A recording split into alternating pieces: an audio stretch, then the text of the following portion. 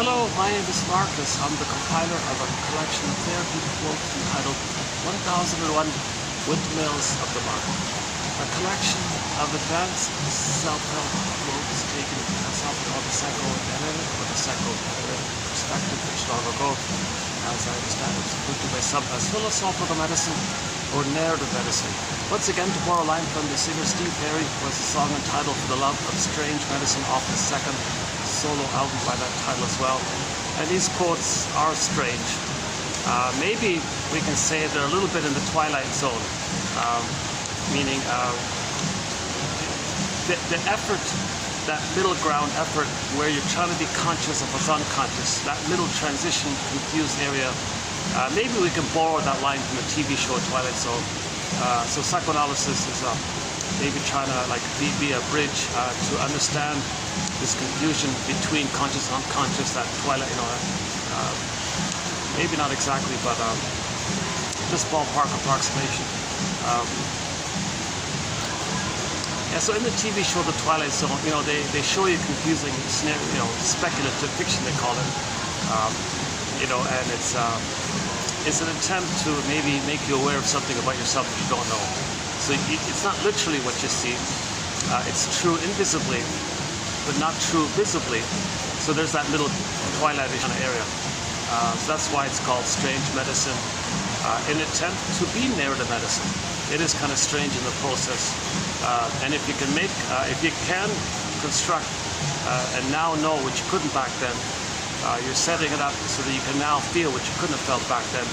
That's called catharsis, emotional freedom, release, positive abreaction, authentic abreaction, clarification like that, where you're now going to feel and accept what you couldn't back then. Because now you're going to know what you couldn't back then. The baby can't know that he's being hurt by his mother. The greatest hurt of all, mother failed me. Now, why would a mother not love her baby? Well, she's impaired. Okay, she's in pain herself from her past, and she can't see the present because she's stuck in the past.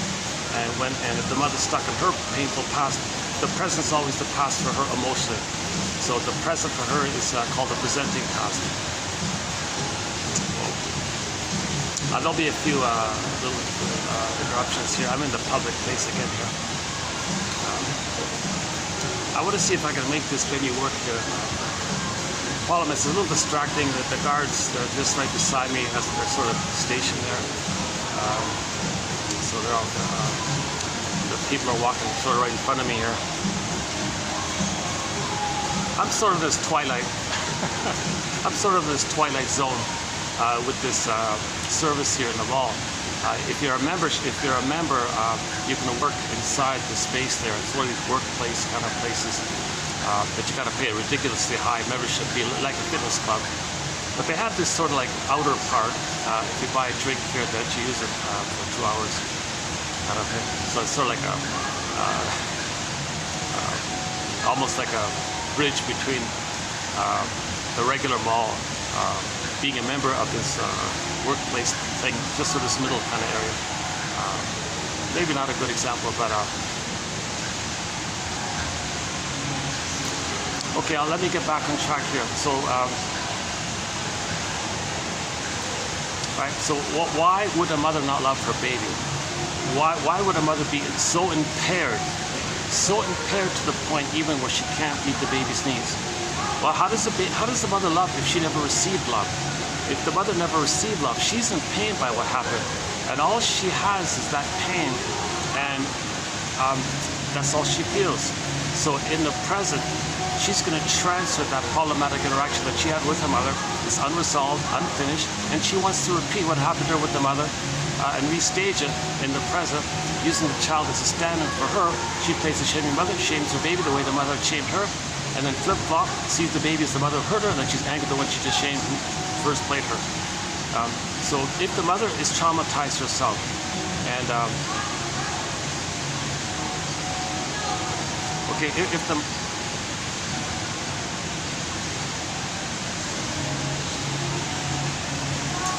let me get a little adjustment there.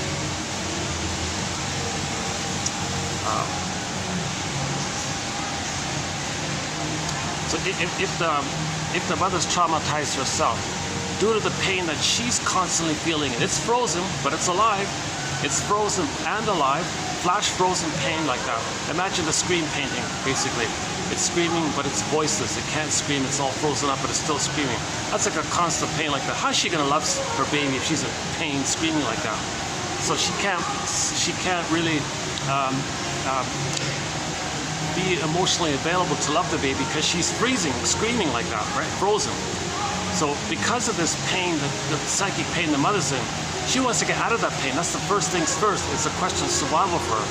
So enter repetition compulsion, okay? The famous idea that if we don't remember the trauma, we keep repeating in an attempt to remember. If we can finally remember, okay, not just cognitively remember, that's part A, but emotionally, knowingly remember, that's called emotional knowing, and you get your full story, thought and feeling, your full story with the feelings associated with the memory, then you stop repeating. When you get the full story and you mourn, have reaction, okay, and the Disney film Inside Out 2, that's when the orbs come rushing up.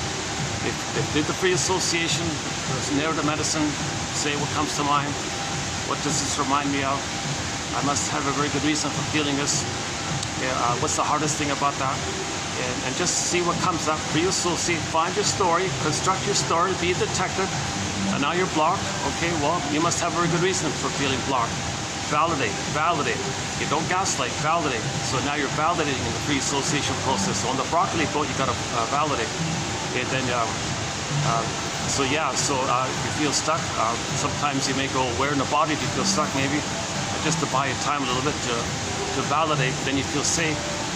Yeah, I get it. I feel stuck because it's been a pattern in my life. Yeah, go on. So there's been a recurring pattern in my childhood where this kind of thing happened. And I always felt this kind of stuckness. Okay, now you're moving towards narrative medicine. You're trying to ride the broccoli boat to the back of the mind. And so you want to piece together your story and make inferences, clues. So you want to be a detective. So you guess around, called the association. The answer, sometimes you get an idea, it's just a springboard for another idea. So you got to like piece it together kind of thing. So that's called the association, right at the broccoli boat. And then if you can piece together your story, you may reach back enough, far enough, and then you created a nest to feel, and then you get the firebird, the phoenix, okay, the red bird rises. So then you can get the emotional knowing, the vibrancy of the aliveness of your feelings, like the firebird kind of come up like that, called abreact. So those orbs came rushing up like that.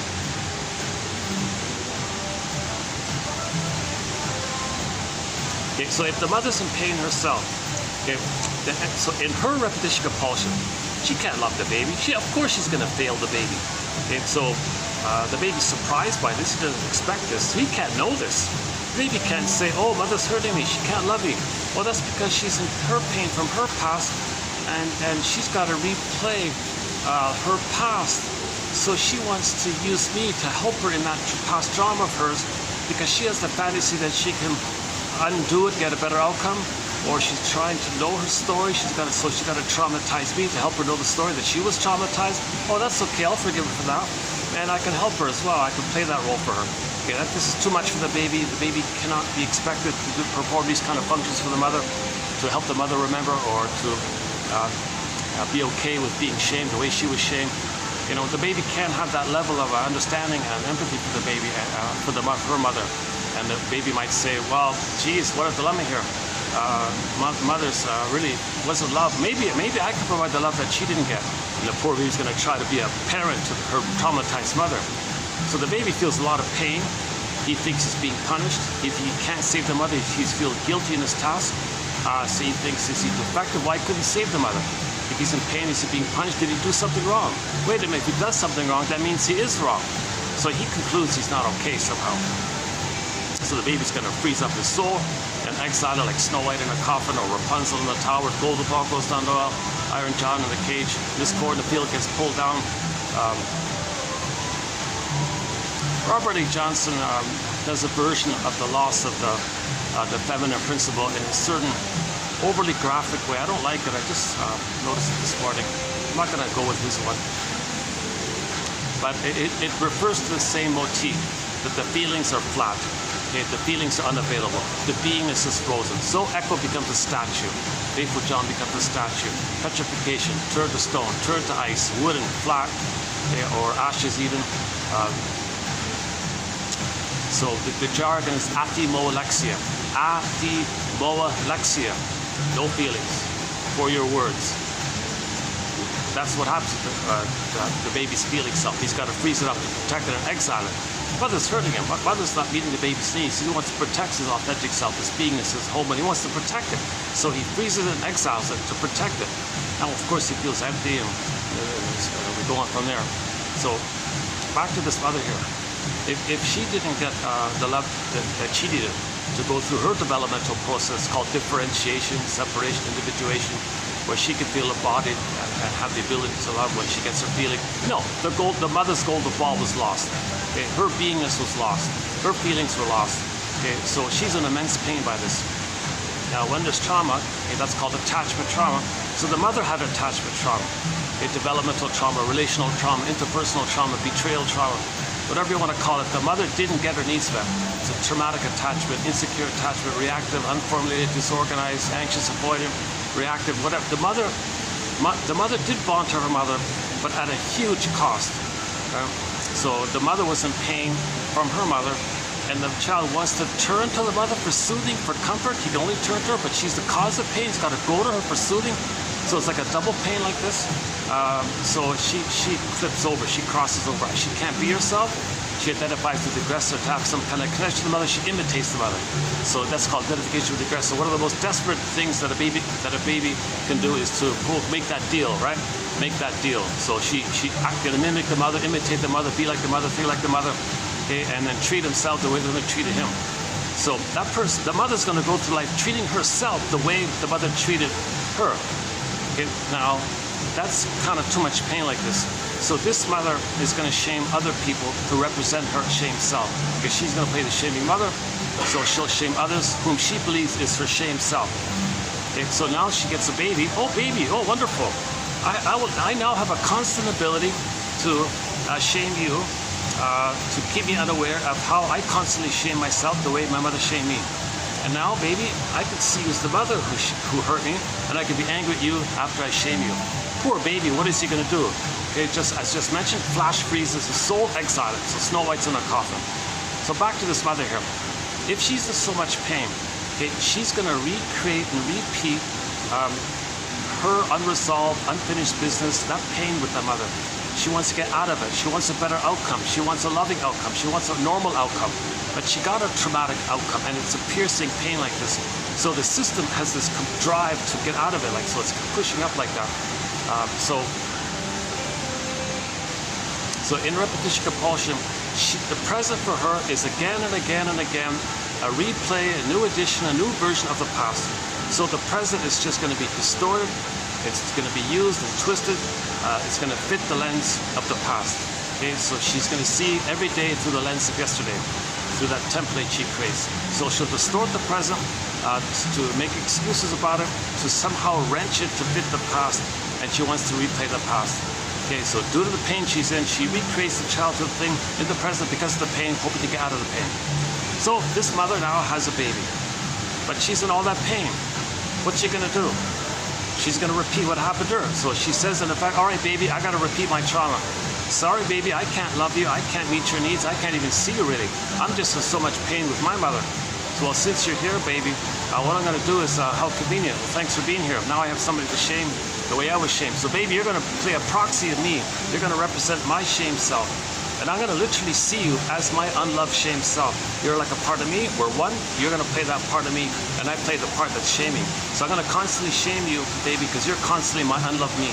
And she's dumping on dump, so the child's gonna be like a sponge like this, absorbing the mother's hate and pain and all this. So the child's being hugely scapegoated like this. The child's being used to meet the mother's needs. The mother's not emotionally available to love the baby. And so the mother's repeating in this loop, this repetition compulsion, this grooved in memory of that interaction in the survival brain. Now again, she does it out of survival mentality. It's stored in the amygdala. The amygdala only cares about survival, right? So she's just in this compulsion to repeat and try to get the love. Now when she repeats her cry for love, you see, in the new situation, she used the baby as a proxy of her crying for love. She identified with the aggressor, so she plays the shaming mother. So she sees the baby as a part of her, as her crying for love, which she shames. Now she does re-shame herself, but the trick is she sees the child as a proxy of her in pain. That helps to distract her, known as externalization, known as projection, to make her unaware of the pain within. It's a defense mechanism that she's engaged in to not feel the pain of how she shames herself the way that mother shamed her. So she found a way to not feel the pain of her shaming herself the way the mother shamed her. So she shames the child standing in for her. Okay? Now, the twisted thing about this, the mother enjoys it. It's perverse pleasure, it's sick, it's shadow-footed, it's emotional sadism, what do you want to call it? Because when the mother identifies with her mother, when that mother identified with her mother, she maintains the oneness. Now, the oneness quality, where the baby and the mother are one, that quality is considered to be a blissful feeling. Oceanic feeling, oceanic bliss, oceanic ecstasy, this happy kind of spaced out, blissful, floating, timeless, infinite feeling. So it's named after the little white flower called narcissism, and it's considered, when you revert to it again and again, she's going to become addicted to it because she's getting the blissful feeling which she forgot. So when she shames her baby, she's blipping up some of that bliss she had while she's one of the mother, and it's perverse because she is the mother shaming herself. So she gets the blissful part of it, it's perverse pleasure, and the pain of it all, well, the child plays the pain of it. The rest of the pain she feels is numbed over in the swoon, in a trance. Okay, she's sleepwalking like in a trance or in a hypnotic trance like that. So she feels excited because she has a little, that deal with making that crossover deal, she gets the power of the mother by acting like the mother. So she feels a little bit talionic. She's going to do to herself what the mother did to her. That's talionic revenge like that, right? So she's getting this talionic issue when she shames the baby, getting revenge on the baby. So this is the issue about the talionic quality. Okay, eye for an eye like this. Mother hurt her, others play her, they shame others like that. That's why she's feeling that she's getting, she feels this, it's called identification with the aggressor. She gets some kind of perverse pleasure by imitating the mother instead of just being the passive victim all the time. Now she is the passive victim all the time, but it's a layered over thing. She masks it by imitating her to make her unaware that she was shamed by the mother. Okay, shall I compare thee to an onion? So, okay, now insult to injury for the poor baby. Okay, the mother first cries for love, and she got pain. Well, the baby's gonna cry for love for her, and she's gonna shame her. Okay, that's part A.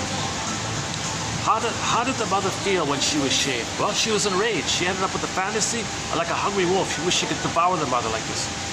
Okay, so now, okay, she wants to, in the mind, it's called hocus pocus, double think, auto hypnosis, Alice in Wonderland, up is down, shape shifting, this turns into that, flip flop, quicksilver, flip flop. Now, after she shames the baby represented her crying for love, right? So she cried for love by getting the baby to cry for love, and she was the aggressive mother who said no to herself, saying no to the baby. Now, after she was shamed, okay, you see, she originally felt enraged with the mother. So she said to the baby, all right, baby, thank you for playing my shame self, which I shamed. Now I want to flip-flop. Now I want to express and continue my rage at my mother. So now, baby, you're going to be a proxy of the mother who hurt me. I'm going to express my anger at you. So I'm going to control you, gobble you up like this. Now the poor baby sees the mother now in his brain as a devouring monster that wants to gobble her up. And plus the baby felt like a hungry wolf, and he identifies with her. See, that's why you got all these kind of violent images in the poor baby's brain when there's trauma. You see all these mythology. See, you got all these monsters and demons like that. So the baby has primary pictures like this. So that's the sadness of it all. And I just passed by the theater thing here in the mall here. Just horror film after horror film, another one, just all these violent images, like a whole string of violent films like that. Because people have this unconscious, uncanny recognition that symbolizes how they felt. All these violent images in these horror films, it symbolizes how we as babies felt when the mother hurt us. Okay, we felt enraged, and we want to get back at her, and all this. We want protection, and we're like angry characters. And you got protective kind of monsters protect you.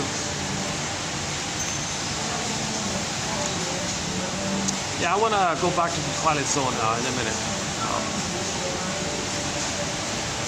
So let's just first finish up the basic one of the basic introductory points here. So the mother herself was in pain because she didn't get her needs met. Now remember, when the mother, as a baby, didn't get her needs met, she thought she was a goner. Okay, she wasn't going to make it. So she's only in the issue of survival. She's not in the place of loving her baby. She's only in the issue of survival. She's got juggle mentality, right? Survival mentality. Okay, so when her baby comes on the scene, once again, she can't meet the needs of the baby. She can't, so she gaslights the baby, double binds the baby. And another thing the mother might do is, because this mother, a part of her does want mother's love, so she may either.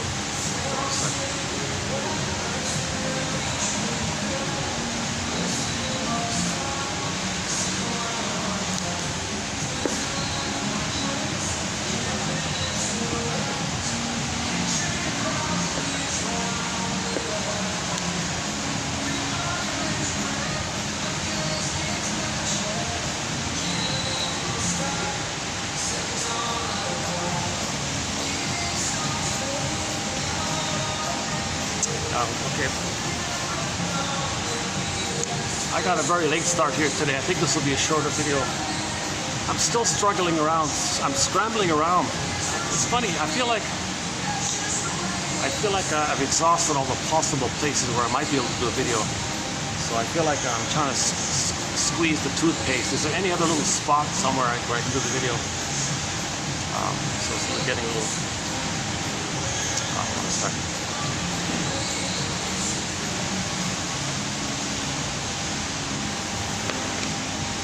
Okay, when these people pass, we'll be doing 2905 here. So coming up, so stay tuned. We'll be doing 2905. Yeah, so this video is going to be part 5 of 14 on the work of Miss Alain Golem. She wrote 2 very good books. We'll get to that in a minute. So let's finish up here. Remember, so we're currently talking about how the mother is in a lot of pain herself. So the mother experienced an immense amount of pain when her mother didn't love her, because her mother's doing the same thing. Okay, intergenerational trauma. So the mother, let's say, froze up her soul, identified with the aggressor. Okay, so once again, identification with the aggressor. This is a drastic thing. So Mr. Faust calls it making the deal with the devil, like that, right? Because when the mother was traumatized, she felt like that image, an enraged character who's violent, gobbling up, eats you and all like that. It's just a metaphor. It's just a picture to describe how the mother felt. Okay, so in the mother's brain, you might have a devil kind of character, right? Or monster, cyclops, boar queen, so the witch one, Amy, etc. Okay, the sea monster, whatever it is. All these images the baby creates is composed and made up by how the baby felt in the interaction with the mother. The mother's not a monster, but the baby remembers the mother in relation to how he or she felt with her, and ends up with that image called the introject. Now you're dealing with the freezing parent introject, okay, or the inner critic, or this accuser or persecutory character, some kind of image that's kind of cruel like that.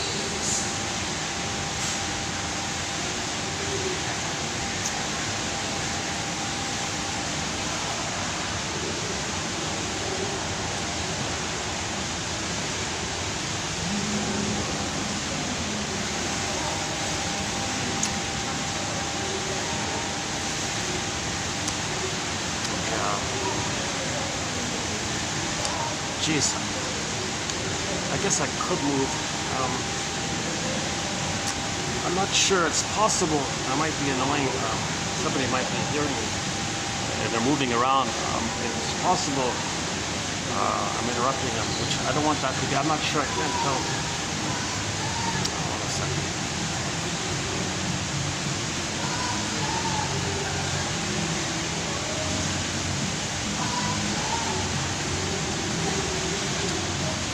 I guess I'll know in a minute. I might have to move around here.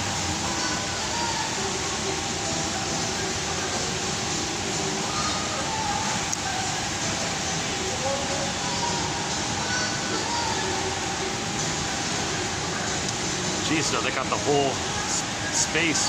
Why don't they just sit further in the back? kind of stuck with just this one spot here, really.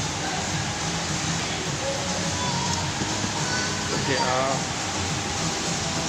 what can I do here?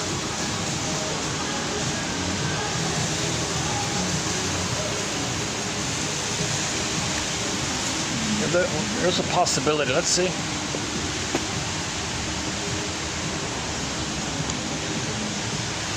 Well, maybe. I've never used this part.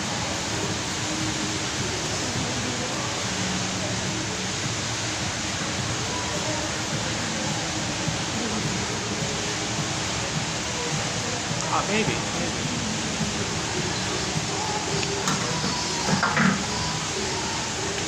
They have these little student kind of chair things. Oh, I see students.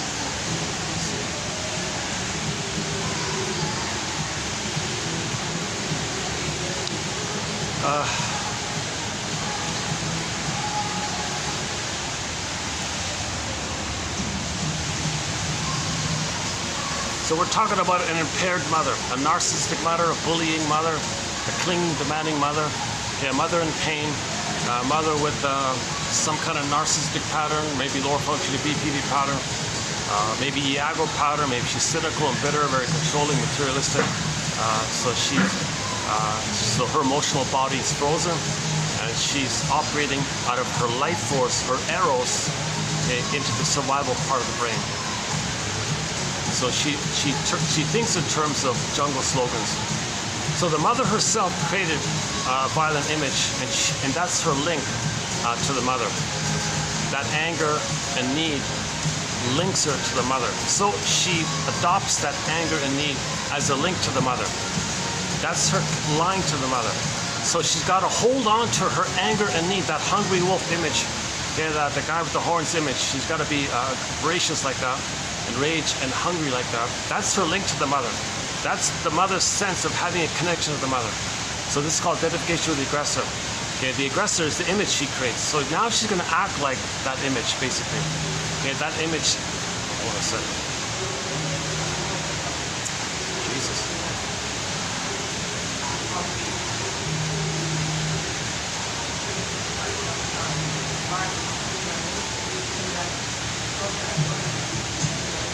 I better check on my bag. Maybe I should move my bag over.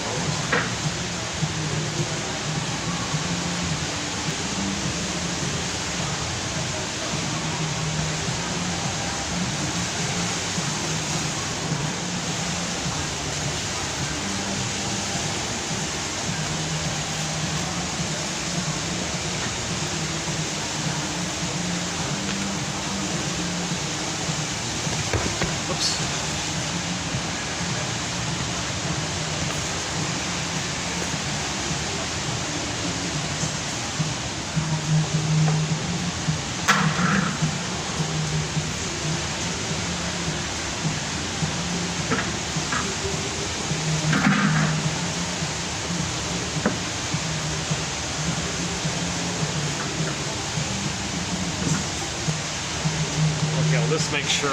This makes sure, this eliminates the possibility that I might be annoying that guest over there. I don't know why they got that whole massive space. My God, why would he sit right beside me?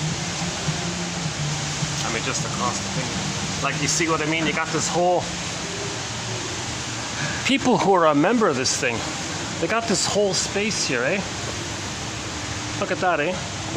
If you're a member of this place, they got all this, plus the other side. Why wouldn't somebody use all that?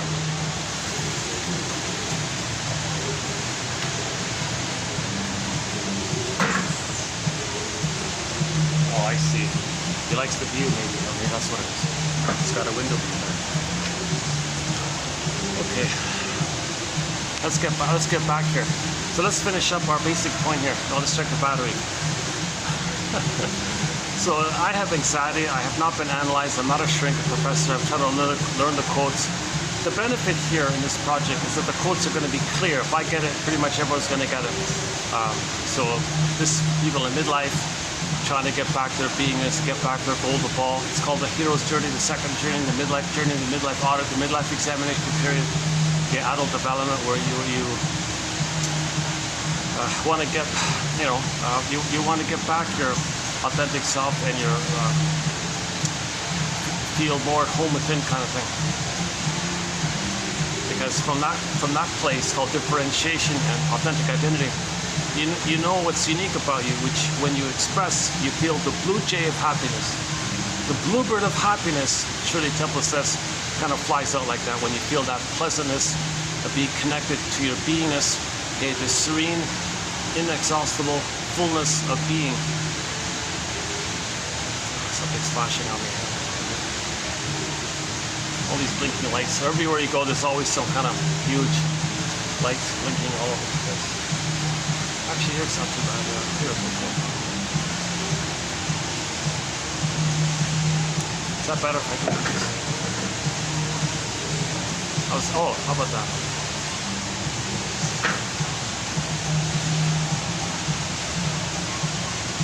Let's try this way.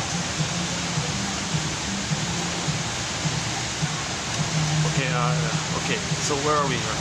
So we're talking about this mother here, this fictional case mother, this case.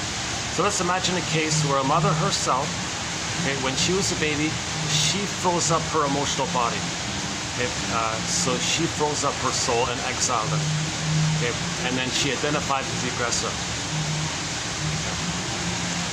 Now, when she identifies with the aggressor, okay, embedded in this phenomena of identification with the aggressor is that it perpetuates your false identity.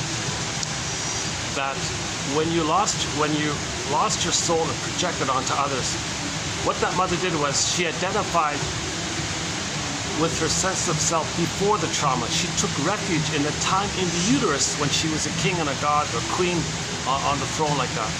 So babies in the uterus, they're kings and queens on the throne. It's all about them, for them. They're entitled. They're the center of it all. Everything's for them like that. And they feel blissful. It's all for them. They're the center. Okay, and so they take refuge in that. So when they identify with the aggressor and shame themselves and repeat the trauma, they perpetuate that refuge place called infantile megalomania. So of course narcissism is there. Now narcissism is the point where the person constantly thinks, in that point where everything is about them, they're the center, they make everything about them, everything's for them like that, and the mother is seen as their property. The mother, the breast mother, is regarded as the baby's possession, like a thing that he possesses. So he has the attitude towards others, that he owns everything should serve him like a thing like this. It's called part-object relating. So the mother might be in this mentality called part-object relating. So the mother has a baby and just thinks it's the breast, psychologically speaking. And the baby thinks the breast is their possession. So the mother has a baby and says, you're mine. Like, I own you totally, completely, one like that. Poor baby is not getting enough love to be able to differentiate from her, because the baby needs mother's love to differentiate from her. But if the mother says, no, baby, you're mine, you're going to give me supply, you're going to serve me, you're going to respond to me. So when the mother traumatizes the baby doesn't get any love from her. Okay, the less love the baby gets, the more that baby clings to her, looks to her, reaches out to her. He's trying desperately, grasping, where are you, mother? What do you want? What do you need? What can I do to get your love? So and there's less love. He's trying harder and harder like that. And the mother thinks, hey, that's a pretty good deal. I hurt my baby and they look to me and think I'm so great. And that's the baby's coping strategy. He's got to delude himself that the mother's right so he can somehow feel safe enough to survive. Even though it's a huge lie like this is known as psychic splitting. The reality he denies and then makes up a goddess and thinks the mother's a goddess. So the mother hurts the baby and the baby thinks she's a goddess. It's called splitting, psychic splitting. A very common defense mechanism. So the baby finds a way to deal with this strategy. The baby uses defense mechanisms. Okay, defense mechanisms, psychic defenses. These are things inwardly that the baby does to make him unaware of the pain. Okay, so splitting is one, freezing your soul, exiling your soul, identification with the aggressor, and so on. So back to this mother. She has a baby, and she's her compulsion. Okay, so what the mother's doing is, in the last video, at the park there, yeah, we did it at the park. I've often referred to Edmund Burger's theory about the record. It seems to be the quickest, shortest, most concise image for repetition compulsion. Okay, so what this mother who's traumatized, Okay? She can't live in the present. The present is always the past for her. That's called neurosis. Neurosis is the petrification of a conflict that's repressed. Her conflict. She had a need, but it was rejected. Pain. It still has the need. Repetition compulsion. Okay? It makes her neurotic, of course. It makes her neurotic because she's still doing the same thing in the past and the present. Traumatizing her baby, thinking she's going to get the missing love that she missed back in her nursery, is severely neurotic. It's even psychotic, like a Twilight Zone. I don't know. Yeah, we can think of it as a kind of Twilight Zone. The mother's in a kind of Twilight Zone because she's not aware of it. Now, at least the viewer of the Twilight Zone shows, they get a chance to see it. So if the mother can observe her behavior, she can regard her life as a Twilight Zone episode that she can observe and learn from, kind of thing.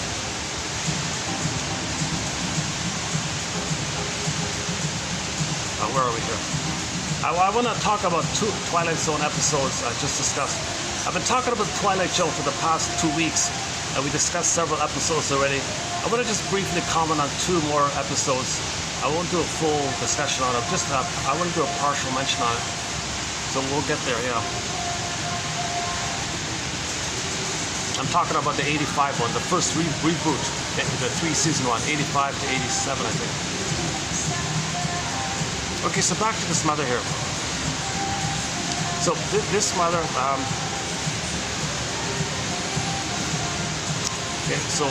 repetition compulsion, right? So the record. So this mother's going to be neurotic. Every neurotic is a music enthusiast, but she only has one record.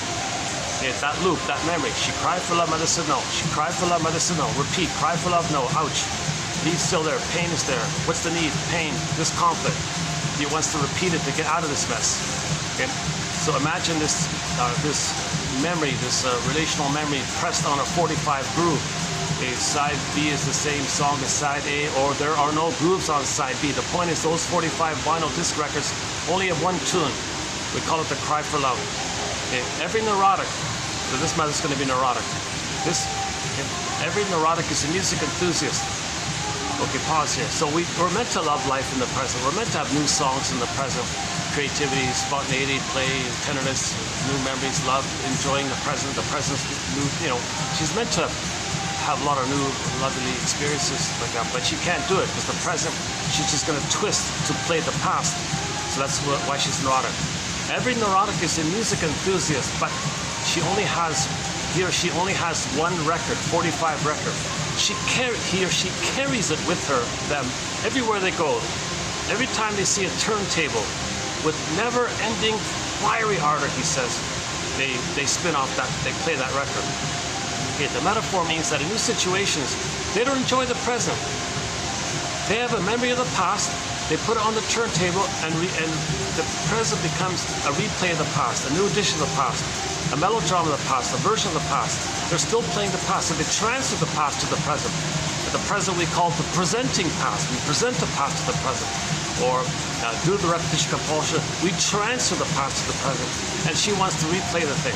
Okay, now, this traumatized mother, let's say she's traumatized before 18 months. Okay, so there's a key thing here about this 18-month mark. If the mother's traumatized prior to 18 months, she does the more disturbing thing that we're currently talking about. She identifies as aggressive. So let's say the mother was traumatized prior to 18 months, either in the uterus, at birth, first up until 18 months, where she couldn't get out of the narcissism phase. So then she identifies as aggressive. So the mother has a record, new situation, baby comes on the scene.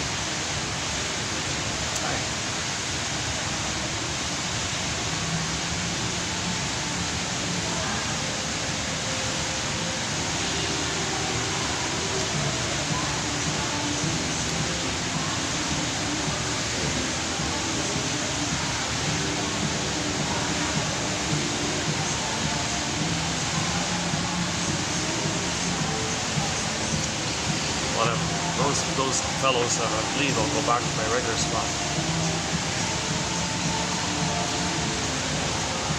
Okay, yeah, so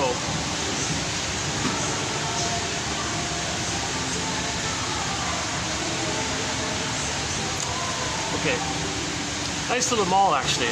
Yeah, during the week around this time, it's not too busy, right? Like, you know, it's wildly busy, you know, like after 6 kind of thing. It's packed all over the place. Lunch, of course, is busy too.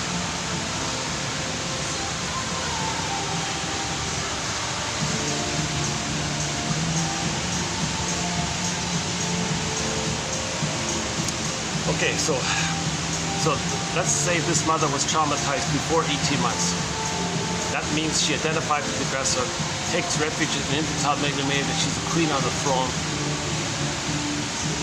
So when she shames herself, she perpetuates that regressed status of being a queen on the throne. So she's addicted to the safety of being a queen on the throne. But to get that feeling of being a queen on the throne, okay, she's got to shame her baby to do it.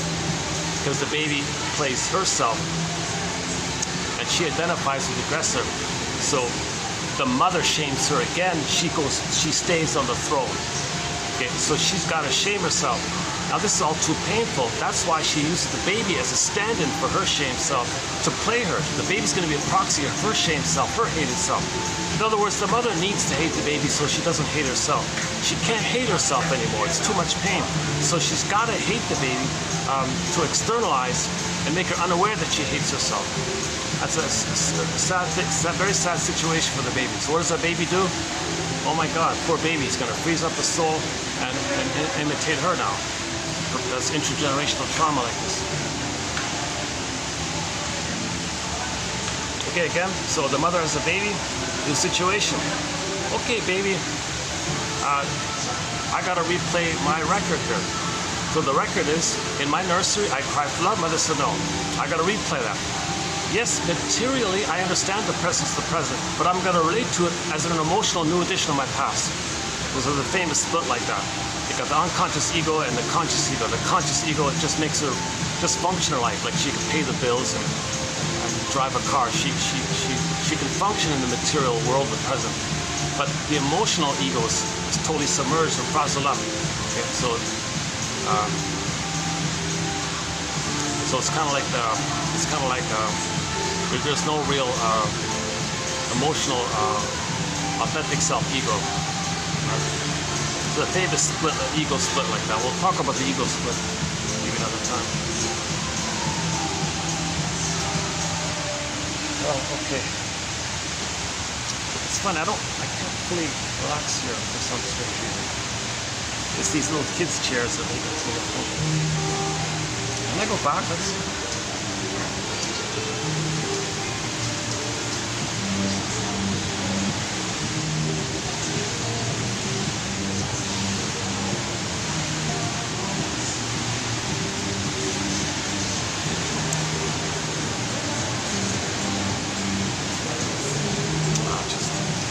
Keep going up. Yeah, those other chairs are more comfortable. Like those chairs like that. These are like these little kids, like in the kindergarten, kindergarten kind of chairs, or like grade school chairs. Okay. Yeah. Well. Well, I'm learning here. I'm a student. I'm a student myself. So why don't I take this attitude? I'm in a student chair because I'm trying to learn this perspective myself. I'm not a teacher of this. I'm a student of this. I'm trying to learn this. So I'm just sharing my process of trying to learn it. Once again, I'm not a shrink or a professor like that. So I'm trying to learn I'm trying to learn this perspective. I don't have the official qualifications to enter into shrink school. You got to be either a medical doctor or a PhD of some sort. The minimum is a master of social work with lots of experience. It's hard to get into the shrink school. Even Miss Golem, I don't know her story. She has a PhD in psychology, but she got a post-PhD certificate in psychoanalysis at NYU. A typical academic PhD in psychology, that's just a stepping stone to psychoanalysis, like an entry ticket to it. Academic or pop psychology is trite, erroneous, or wrong. It's too superficial, it's too vague, often wrong, and it's trite. So something's missing. So then you want to go deeper like that. So it seems to be a kind of like a screening process to see who gets in there. not sure.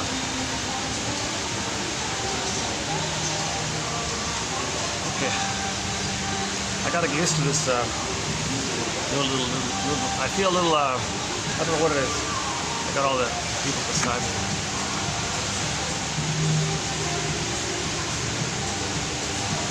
Yeah, yesterday, I guess the last video and this video, I guess I had a string of very strong videos. I get into dips once in a while.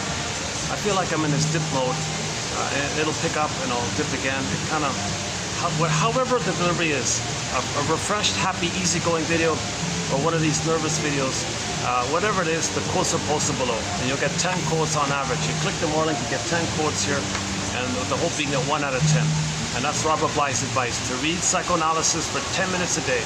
Just pick a quote and just make some notes following that quote around maybe why you chose it, or what's the most prompting thing about it, what's the most emotional thing about it for you, or what does it remind you of, or what does it suggest to you.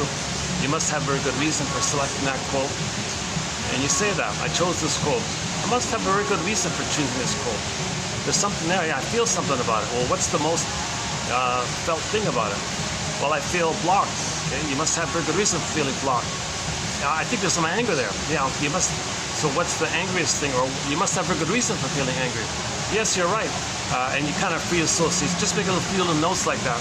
Okay, so you want to make the unconscious conscious. So that process where you're doing that, that's like the twilight zone, right? That little process in the middle. That's called the twilight zone. Let's temporarily experiment with that phrase for a while. Okay, just finish it up here. So the mother's going to replay the record. All right, baby, you're me as a baby in my nursery. I'm the shaming mother. We're still in the past emotionally. I don't see you in the present. I don't see your needs in the present. I don't have that human love for you, baby. I'm in a painful survival mode with my mother here. That's all I have here. Sorry, baby. I can't love you. I'm failing you. I have a need to just replay my past. So, baby, protect yourself. I don't know how you're going to do it. Baby says, oh my God, mother's failing me. Mother's going to hurt me. Mother's going to treat me in her drama. She's gonna shame me the way she had been shamed, because she's trying to know that she was shamed. She doesn't know it yet, so she's got to keep repeating in an attempt to know it. So she doesn't know it, she's going to keep repeating. What about me? What am I going to do here? So the baby says, flash, froze, exile the soul. And if you can imitate her now. Okay, so once again, the mother shames her baby, seeing the baby as her, because the mother sees the baby as her possession. In the mother's mind, the baby and the uterus and the mother and the breast, it's all one, and it's her possession. It's her thing. She owns it. So she psychologically thinks she owns the baby. Mother's rights, Mrs. In the film Now Voyager, the abusive mother says, yeah, my right, I own Charlotte, played by Betty Davis. She can do what she wants because it's her possession. She had this kind of really sad state of affairs where that mother never got enough love to recognize that her daughter's a human being. She couldn't feel that her daughter was a human being. Babies are human beings. You know, mothers can't do that. The mother sees the baby as the thing that she possesses, like the way the baby's supposed to own and possess the breast. So the breast mother is considered to be a possession of the baby, which she owns. And narcissism has that attitude. It's mine, I own it, it's for me, entitled's supposed to give me, it's my possession. I don't need anybody, I just need to supply. He's stuck in that kind of place. So the mother has the baby, regards the baby as a part of her, the unloved side of her. She plays the shaming mother side and replays it. All right, baby, you beat me crying for a lot, I'm going to shame you. Okay, now that mother is going to play herself, expressing her anger at her mother. So baby, you now flip-flop. Baby, now you play my mother. So when the mother, in the mind, it's hocus pocus. The self and the other are all flipped and topsy-turvy. So when the mother shames her own baby, if the baby's her, she's the mother. So at the same time, basically, it's so quick. I don't think you can even notice the switchover. The quicksilver shifting is almost simultaneous. As she's shaming her baby, she feels like, in the process of shaming her baby, she feels like the baby is her mother hurting her. While she's shaming the baby, she thinks the mother is hurting her. So she's the hurtful one hurting the baby. But she feels like now the one she's shaming is her mother who's hurting her. Now she's angry and justified to control the baby, devour the baby, possess the baby, dominate the baby, make the baby maintain. The mother wants to dominate the baby so that the baby will grow up constantly serving her, taking care of her, giving her narcissistic supply. Okay, so the mother never feels alone. The mother feels that somebody's attending to her, respecting her, seeing her, validating her. Okay, and that the mother has narcissistic supply. She can't love the baby. She's just looking for supply still. Okay, the mother's looking for that missing oneness from her mother. So she uses the baby as the missing mother and wants to brainwash the baby in that end. Okay, so enter the cartoon. Mothers know how to enter the cartoon. In the bubble, it says in the bubble, mother and the baby, right? A mother and a daughter or something. The daughter's all upset, and over the mother's head there's a little bubble. Mothers know how to push her buttons because, hey, she sewed them on. So the mother knows that if she hurts her baby, she'll know and be very intuitive with a little look, a little gesture. She can trigger the rejection, the withdrawal, and the baby panics and runs to her. That's how she gets supplied.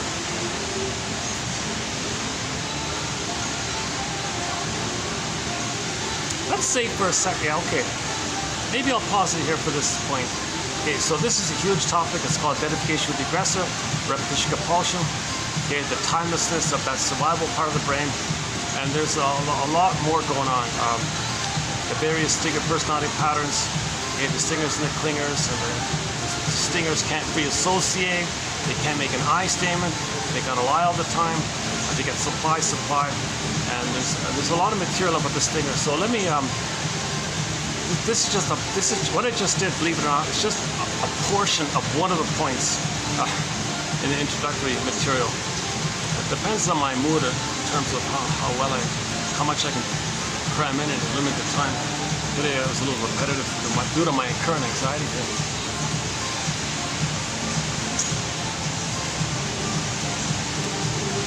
Let's before I forget, let's go to the Twilight Zone. I spent a lot of time talking about a very good Twilight Zone episode, Wong's Lost and Found Emporium. Okay, that's a great episode. Okay, like you admit you lost something and you want to get it back. Lost and found, right? So, like you lost your you lost your chance to develop. Like you lost your development. It was missing. You want to find it. You lost your authentic self. You want to get it back. You want to find it. You lost your golden ball. You would have lost and found. You want to get it back. So it's a metaphor about this Twilight issue of recognizing what you lost and what you want to find. Every finding is a refinding. You had it, you lost it, want to get it back. Lost and found. Wong's Lost and Found Emporium. Excellent episode. In particular, that older guy who admitted that he lost the chance to have mutuality. He admitted he lost a loving mother that never existed. He was meant to have a loving mother. Maybe he had it partially in the uterus. At some point it was lost. And he wanted to refind it. So he lost the chance to develop. So he became narcissistic and treated his children badly, and the children hated him for it, and he lost the children. And he said he didn't know how to have mutuality. So he lost the developmental process to be able to engage in mutuality, person to person. So he went to the Lost and Found department. What'd you lose, sir? Oh, I lost mutuality. I didn't develop to get mutuality. I want to find it like that. Okay, well, please look in the mirror. He looked in the mirror, and he saw what his children saw by the way he was treating them. He turned his face, morphed into a monster. He freaked out. He smashed the mirror. He couldn't do it. He didn't. It was painful to admit the truth. So that's the starting point, like that, and so on and so forth. So there were 4 characters who went to this Lost and Found one, but it was mainly about the 2 older ones, the older guy one and the older lady one. She lost. The surface was she lost her career. She chose the wrong career. She's in her 70s. I said, what a waste. I wish I could have. I wish I could find and have the chance to do what I really love. So she was given an assignment. She freaked out like the guy with the mirror and couldn't do it. So it's very hard to re-find it. So that's just that episode just identifies lost and found. It doesn't give you the whole therapy process like that. But the conclusion of the show was that Mr. Wong, he's going to be like a therapist, and he's in touch with the lost and found emporium, this unconscious world. So he'll be a dream interpreter. He's intuitive because he was traumatized, and he also got back his integrity and all that. So there were 2 older characters and 2 younger characters, but it's really it's that third character, the older guy. His little speech he gave was very touching. He said in his speech, that he failed his children, and he feels really badly by this, and he lost his whole life the opportunity to be in a mutual relationship with them, and he felt immensely sad by it. And that's one of the first times that I can recall anybody with narcissism admitting that it's their fault, that they contributed to the problem. Most people with narcissism say, no, they're wrong, it's always their fault. People with narcissism, bully pattern, Iago pattern, they cannot identify the contributing factor on their end to the problem. They always think others are at fault. Okay, let's, and there's To See the Invisible Man, the Alien one, and Saturday one, and a couple of others. So we've already discussed like 5 or 6 episodes. Let's briefly add 2 more episodes. Another touching one I thought, which my guess is, I'm just guessing, this might be the most popular one for women. It's about domestic abuse, right? So we do have a topic of codependency. So you have a typical, sweet, kind of kind, sensitive, young lady, who always thinks everything's her fault. She's always guilty. She can't do anything right. She was conditioned like that. Because as a baby, this woman felt, that's what children do when they're hurt. They blame themselves to get along with the mother like that. So this woman in the episode, it's about a dog. This is the episode about the glass dog, like the Doberman, the glass Doberman. So this is the episode's entitled something terrorist, because she was terrorized in the home by this guy. So she was married to an abusive, very cruel, sadistic, unbelievable. It's kind of shocking that such vicious, cruel men like that. I can't believe it. And she was beaten all this. And her face is all bruised up, and all her friends kept saying, "Get out of there! What's wrong with you? Why are you staying in this thing?" Well, it's my fault. You see, I always make these mistakes, so I deserve it. I'm not doing it right. So he's just letting me know, and he's angry. It's my fault, my fault. So she's thinking like a child. She's totally thinking like a child, that it's their responsibility to save the abusive mother, to save the traumatizing mother, to save the shaming mother. Okay, so she's still in that kind of place. So she chose an abusive fellow because it reminds her of the abusive mother, and she wants to tame this guy, heal this guy, make him be a loving mother, in effect. It's nonsense.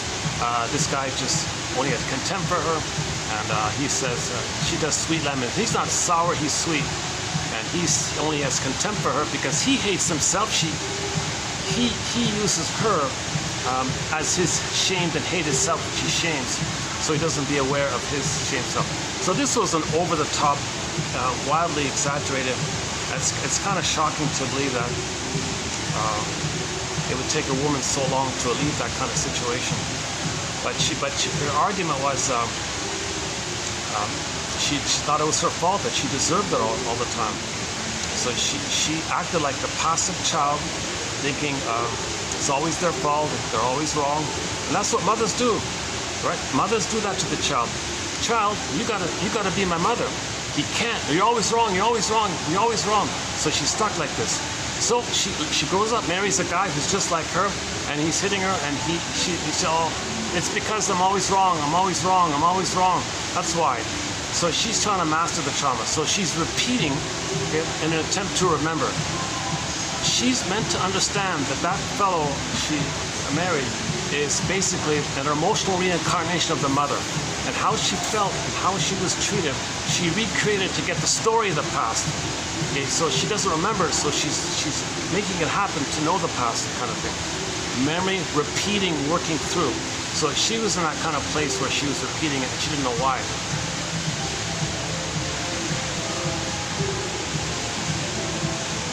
Hold on a sec here.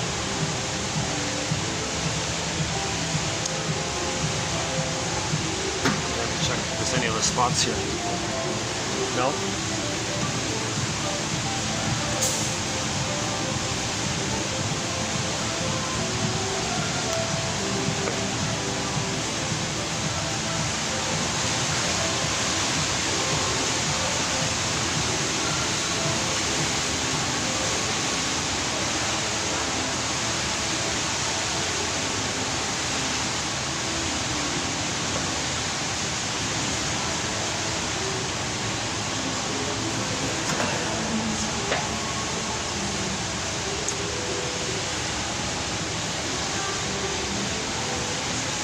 Okay, so everyone's trying to help her, but she refuses.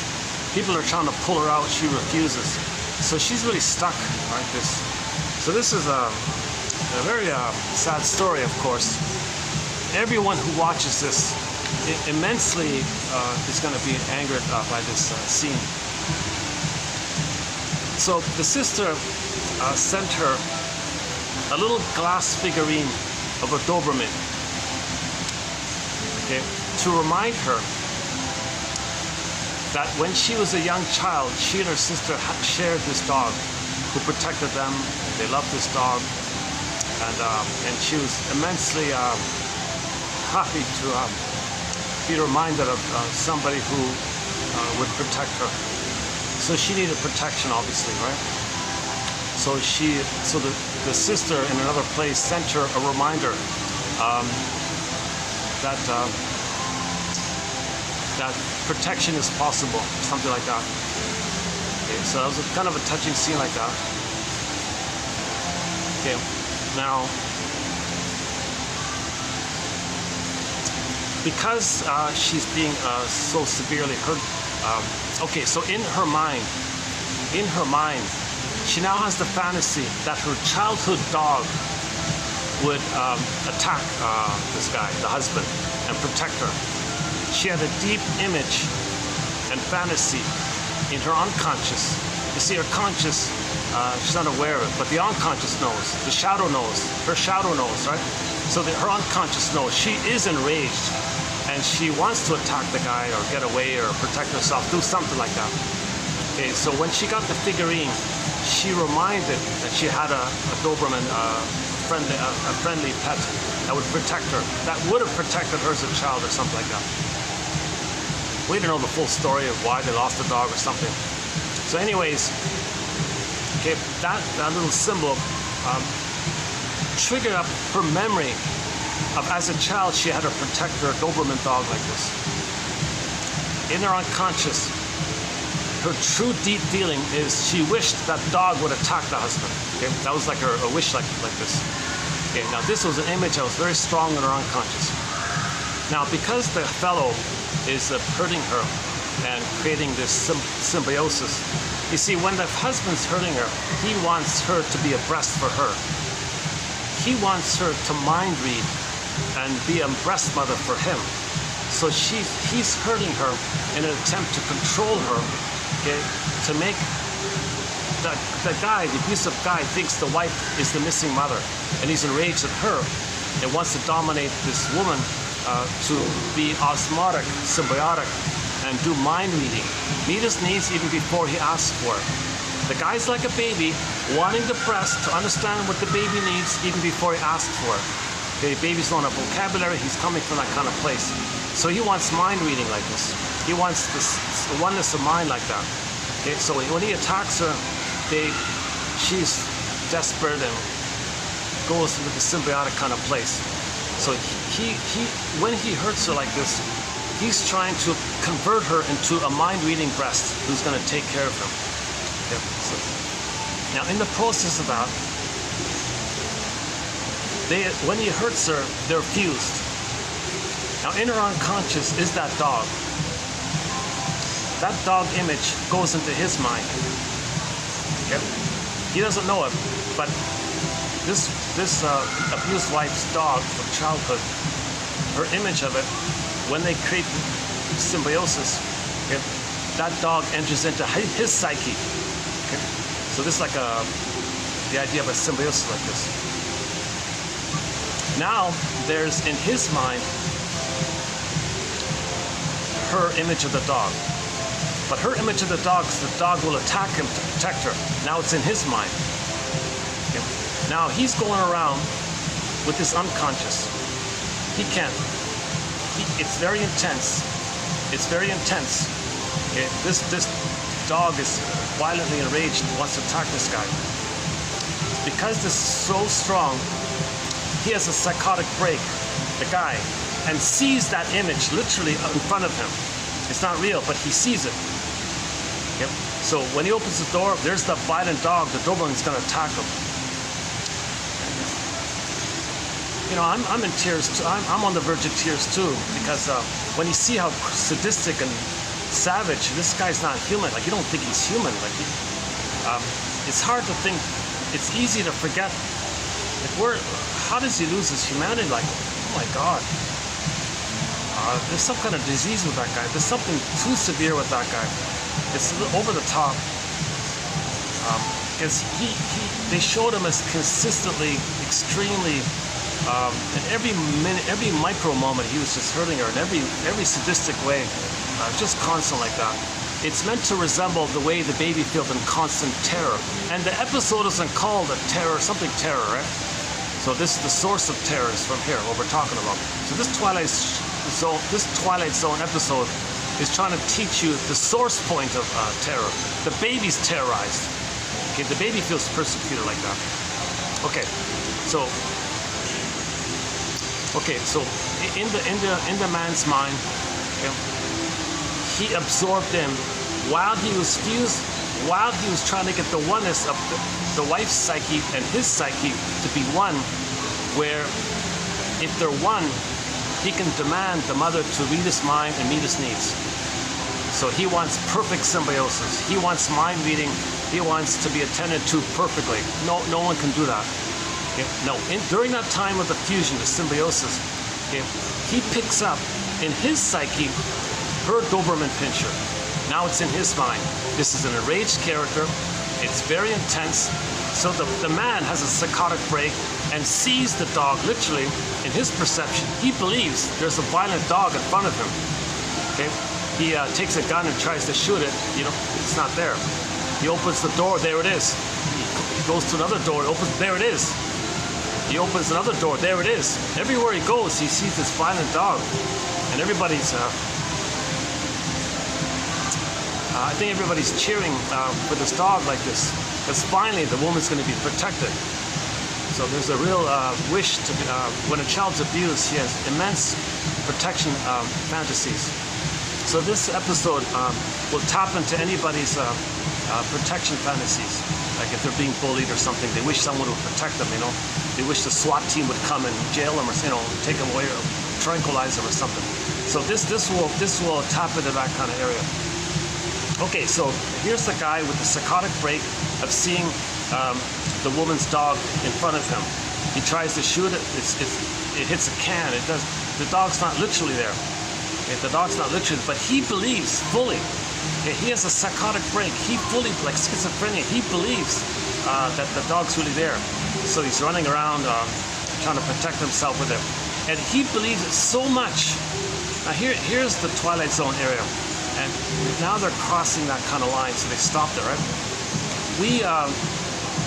Most people, I imagine, in particular anyone who is abused, probably, when the emotions are so strong like that, probably hopes to see the dog maul the guy to death, right? But this is not real, right? So it wouldn't really happen. But it's so intense that when he sees the dog biting him, attacking him, and mauling him like that, it's not real, so it's not going to happen. But he believes it to be so real. The belief being so real, he's starting to bleed on his arm. So that's the limit of how the psychosis could take place, I guess. So that's why he wasn't mauled to death. But he believed so intensely that he was going to die, and he thought he was dying, so the body was bleeding. He thought he was dying. He thought he was being bitten, so it kind of like happened like that. Okay, so now the guy, what happens next? Now the woman's got her confidence back, right? Now the woman feels like she's got a little breather here to escape. So she tries to escape. She goes to the car like this, and he catches her, tries to stop her. I'm gonna hunt you down, woman, for doing this. You're not gonna escape me. Okay, and then woof, the violent dog barks at him. And then finally the guy submits. She gets in the car, roll me away, and she drives off, she drives away. So if he were to follow her, he'd have a psychotic break of the dog appearing. So that was like the only way she could be free from this really disease in the mind. Like, I don't know, there's some kind of real disease or brain disease with that guy or something. It's kind of like he was a rabid dog or something. It's kind of like he didn't need to be tranquilized or put into some kind of treatment facility. He needed some kind of psychiatric treatment or something. Somebody so sadistic and cool like that. So we're all cheering for her. So what freed her, what ironically freed her, was that he absorbed her fantasies. And he absorbed her fantasies. The woman had a fantasy that the dog would protect her. He absorbed it and then had a psychotic break that the dog was an attacker. And that's what freed her like that. It's kind of like, that's what they mean by Twilight Zone. There's something invisible, and it's not something that you're not fully conscious of, but it's unconscious, and that's that middle area like that. It's that middle area they call Twilight Zone. All the episodes of Twilight Zone are kind of like that. It's about, unmourned trauma leads to a ghost. That's a Twilight Zone kind of thing, right?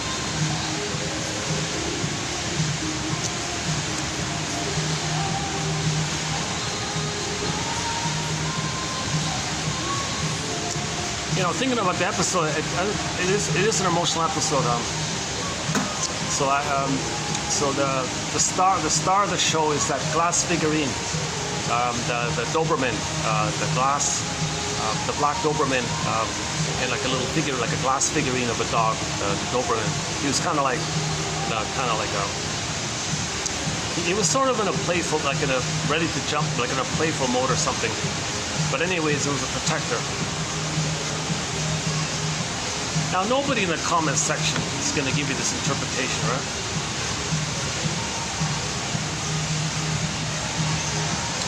The closest thing we have in the episode is the vivid description of her false belief that it's her fault that he's hitting her.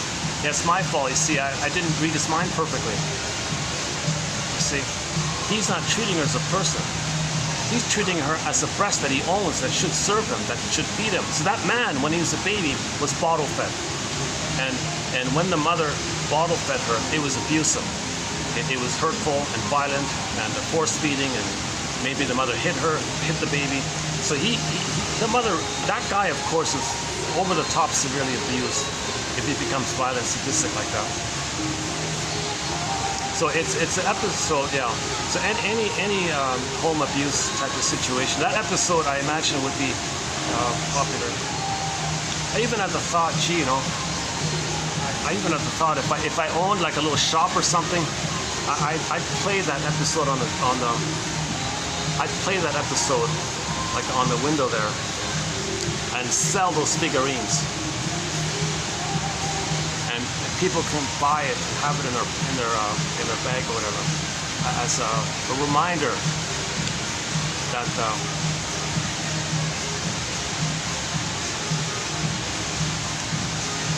a child's dog would protect them if they were in trouble.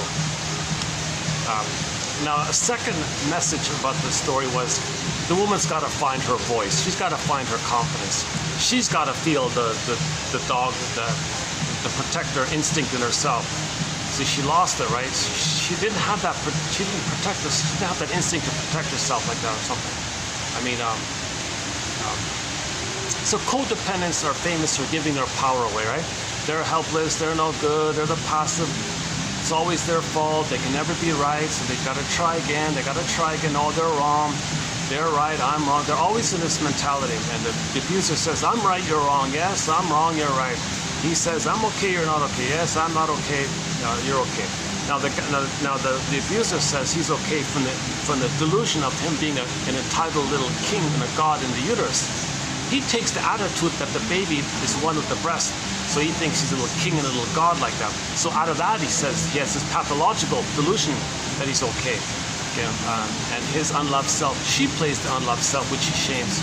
And the unloved self is the mother who hurt him, so he wants to convert the abusive mother to be loving mother. That's why he was attacking her. So when bullies do this, they're trying to get symbiosis. They're trying to get the oneness. They're trying to get that oneness, you see. And as he hurts her, he momentarily gets a bit of oneness. Now, in those moments when he hurts her like this, okay, their psyches become one.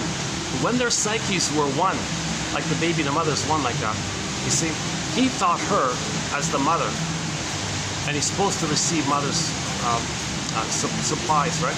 But in the wife's mind was the dog. The dog went into his mind, and then he got the psychotic break of seeing the dog, believing the dog. Now it's clear for the viewer it's not real. Okay, we know we can see that it's not real. But for a time there, we don't care. We just want the dog to maul the guy or whatever, just get him out of here, scare him off or something.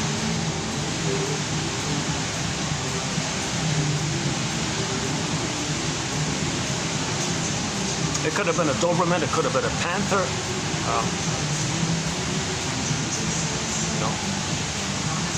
No, children don't have panthers as pets, right? Sorry. I guess Dobermans in the 80s were considered protector dogs, is that right?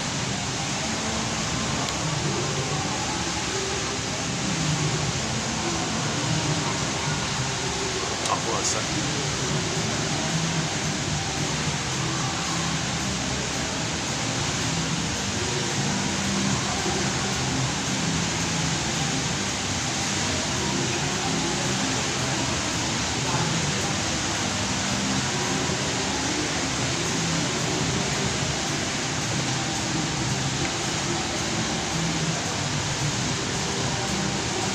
So obviously that guy needs to be locked, sent to some kind of institution or something.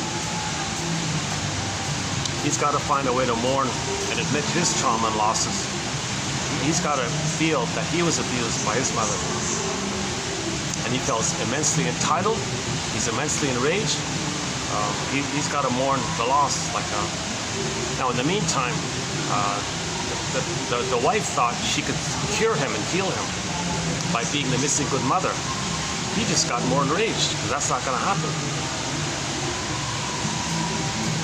Okay, that's one episode. And they even call it terror, House of Terror. I forgot the title of it.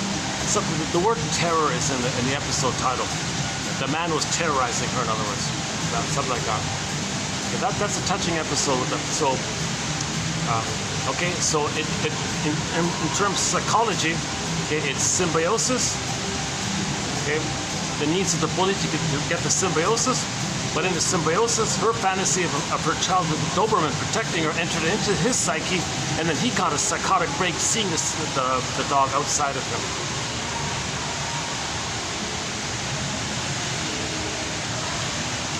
Okay, the second episode, it was sort of one of these, kind of like a Groundhog Day, but not exactly. But it's a repetitive kind of thing. Okay, this other episode, what's it called again? Oh, Jesus, hang on a second. Oh, I think okay, hope maybe it'll come to me as I'm talking. Okay, there's another episode.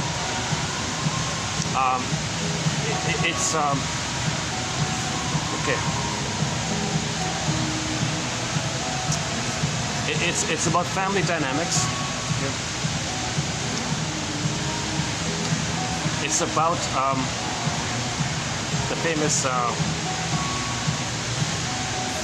Okay, so what we don't see, what the message is is that on the surface, what we're meant to learn, the moral of the story. Okay, let's just jump to the conclusion. The moral of the story was that there was a couple who had 2 kids. First came the daughter, right? Okay, now the daughter didn't get love from the mother, so she turned to the father to function kind of like a mother. So this daughter was very close to the father because there was no mother, and all the needs that the daughter needed from the mother, she tried to get from the father like this. So she had a huge father complex. It's really a mother complex, but she transferred the mother complex to the father.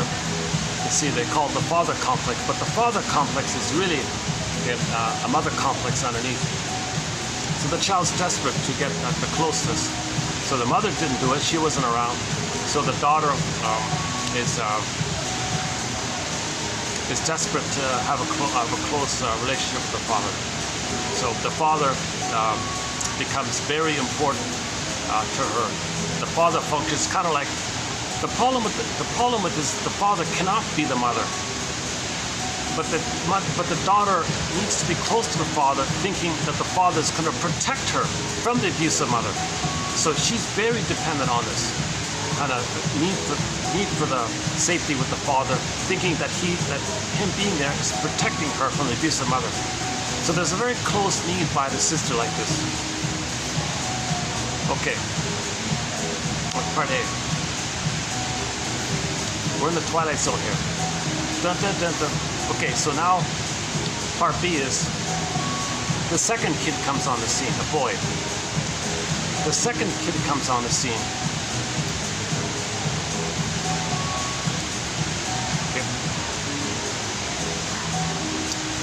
And again, the mother's not around feeling the mother feels both kids. So now the son wants, like the daughter, the son wants to have father's attention like this. So this interrupts the security that the daughter felt.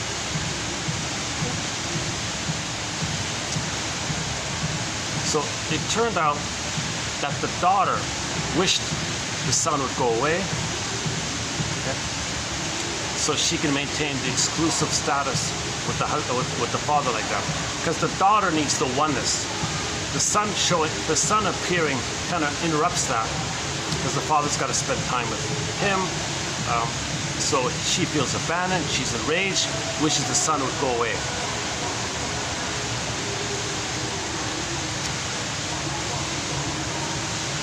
Okay, so in part B, there's a subdivided into italics 1, italics 2, right? Okay, so part B is subdivided as well. So that's part of it. The daughter has the mind that she wishes the kid would go away. Okay, turn the page for a second. Another case scenario is, we're doing see in the unconscious things, condensation. So different things can condense. So let's imagine another kind of sequence, like a turn the page thing. Another case scenario is when the son appears. It may be that the mother does spend a lot of attention and accepts the son. So the mother rejects the daughter, but she may accept the son. Some mothers do this for some strange reason. They will accept the son, smother the son, but reject the daughter. I don't get that fully, why mothers hate their daughters like this, but they'll accept their sons. So in many dysfunctional homes, the mother will accept the son. Now when the mother is so close to the son, the father feels excluded. The father says, geez, I wish the son weren't around. So, okay. Now some fathers say, fine, take him, leave me alone. Okay. When the mother rejects the husband, says, I don't need your husband, I got the boy here. So she will partnerify the son, parentify and partnerify the son, and gets all of her needs through the son like that. So she doesn't need the husband anymore. So she pushes him out, creates the ally with the son, And many fathers simply say, geez, fine, sacrifice, take him, leave me alone. I want to go to the garage, play with my hobbies. Now that poor son doesn't want it like this. Okay, so on this point, go to the film Overdependency, nfb.ca, type in overdependency, over dash or hyphen dependency, and at nationalfilmboard.ca. It's a 30-minute film. You'll see an example of this in there. That's the only source, that's the only place to find that film, 1940 something. Okay, so sometimes the father does that. Sometimes the father wishes, gee, because my son's there, he loses his partner like that. So the father may wish the son to not be around. Okay, that's the second scenario. Now, both of these scenarios were in the mind of the son. So the son grows up and has a nightmare where he feels guilty. Okay? He's always guilty. So they show you a courtroom scene and they say he's guilty and he should be punished and all this. So he has a recurring day after day nightmare, okay? Meaning he's trying to bring up the knowledge. So he's in the process of trying to understand why is he guilty. So we see in the episode, gee, my sister hated me. What's that about? I don't get that. Then he sees the father in the nightmare. You know, Father, could you please tell me what I did wrong? It seems you think I did something wrong, but I don't know what it is. What did I do wrong? Why do you hate me? Why do you reject me? What did I do wrong? Okay. So he's sort of in the process to get the story. Now it's not complete. He's partially there with the father part, right? But the sister part he was clueless about that. So he kept having the nightmare again and again. The story ends like that. Now, if there were a part B of that episode, he'd bring it to the story of the sister. The sister wanted him gone, and the father wanted him gone. And then he realized, oh my God, that's what it is. Okay, well that's in the past. That's a relic of the past. I don't gotta be driven by this anymore. I'm not guilty. I'm not guilty. I have a right to be myself here. I made the false belief that I was guilty because my sister and my father were so angry at my presence. Okay, the sister thought I interrupted her oneness, and the father thought I interrupted his relationship with his wife like this. Oh, I took all the blame for this, and what I did at that time was to believe I was guilty. So he had a nightmare where he was guilty, and repeating this guilty courtroom scene, guilty. The judge says, you know, in one dream, the judge is the father, guilty. Another dream, the father is the minister guy. Looks like that. Oh, you're my father, guilty. Another one is the district attorney, the father. He has all these family members playing, shifting around in the unconscious. So you see the sister and the father playing different roles, attacking him, like the district attorney or the judge or someone else.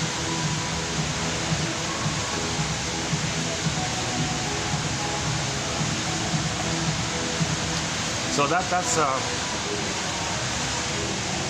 so when we have dreams and nightmares, we're trying to face this stuff. We're trying to identify what's important, trying to feel and get the pattern. And so that's why you need dream interpretation. So when you wake up in the morning, you have to write down what you remember and free associate.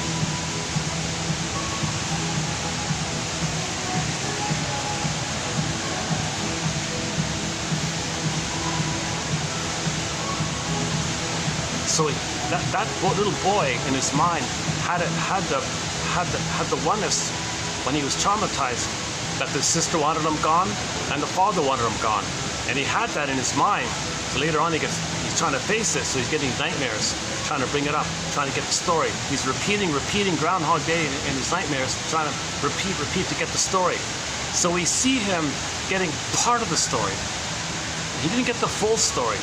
The clue to that is, yeah, my sister hated me. What's that about? I don't know. I guess he shrugged it off.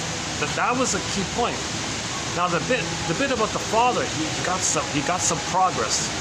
He made some progress. He confronted the father. Tell me, Father, what did I do that was considered wrong? You're not telling me what I did wrong here. You're not telling me what I did wrong to you. I don't know what I did wrong to you. I feel guilty that I did something wrong, but I don't know what it is. Could you please tell me? So he's confronting the father in the nightmare. He's facing the abusive father in nightmare. Now maybe he can, when he wakes up, he can free associate. Oh, I see. I see. He wanted me out of the picture because he was jealous that the mother, his wife, my mother, spent too much time with him, and he felt excluded. He was enraged and wanted him out of the picture like that. So this is the so-called Mr. Freud's famous Laius, Jocasta, Electra, Oedipus complex. This massively dysfunctional family where no one got enough love, and they're all trying to control each other, wanting someone to be the best for them, and being enraged that that's not the case. So the father had the Laius complex, right?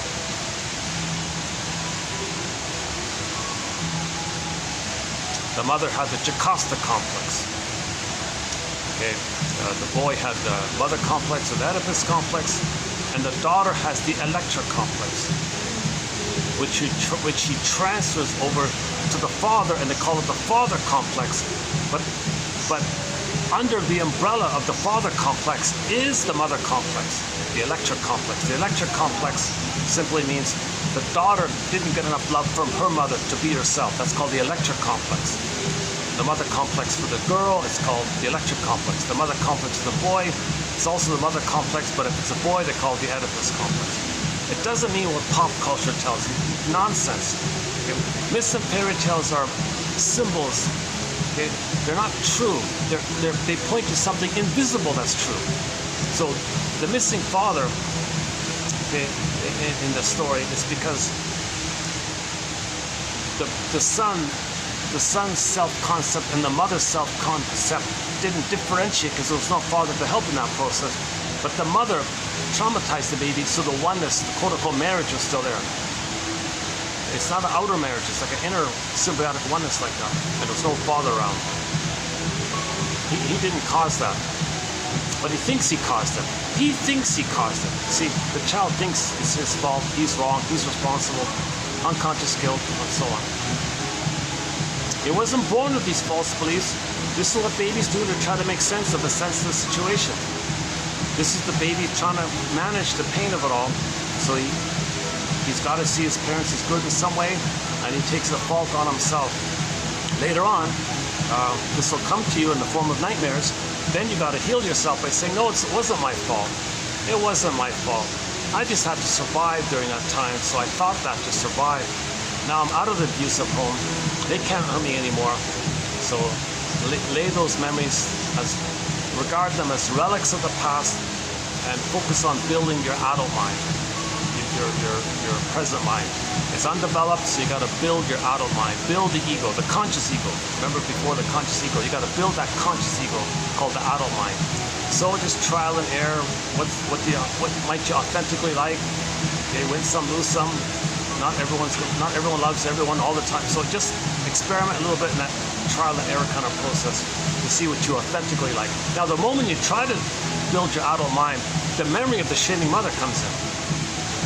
It's like, back off, bully. Send the Doberman to that image. Yeah, send the Doberman to that image. Yeah, that might work. Just in your mind, send that Doberman to that image. So if you're trying to self-activate and the critical mother image comes up, send the Doberman to that image. Scare that image off. Well, first you regard it as the past, but if it's stubborn like that, send the Doberman.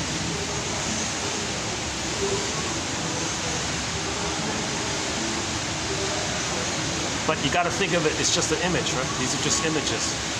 It just helps you that they're images. If you think and remember that they're just images, maybe it helps. If you think it's real or something, that's not going to work.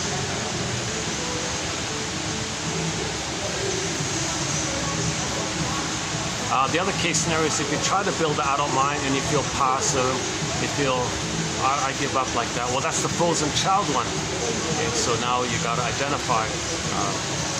That's the frozen child construct taking over being the puppet master. So you got to realize, well, that's childhood beliefs. Now I want to build the present adult beliefs. So you put a wedge between the freezing parent construct and the frozen child construct. Put a wedge between and create the adult mind, the ego. The adult mind. That's Miss Golem's sort of main message.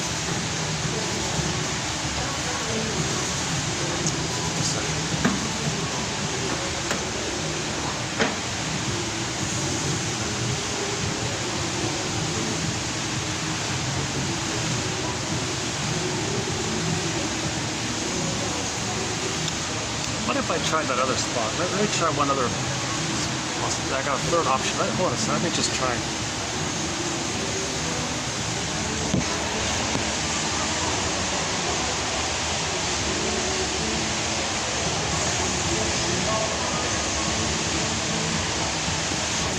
These student chairs are awfully uncomfortable. Hold on a second.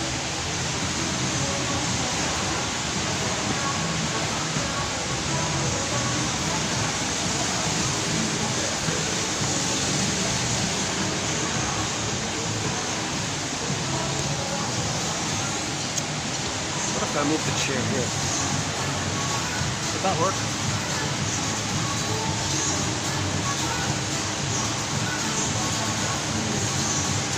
Yeah, maybe.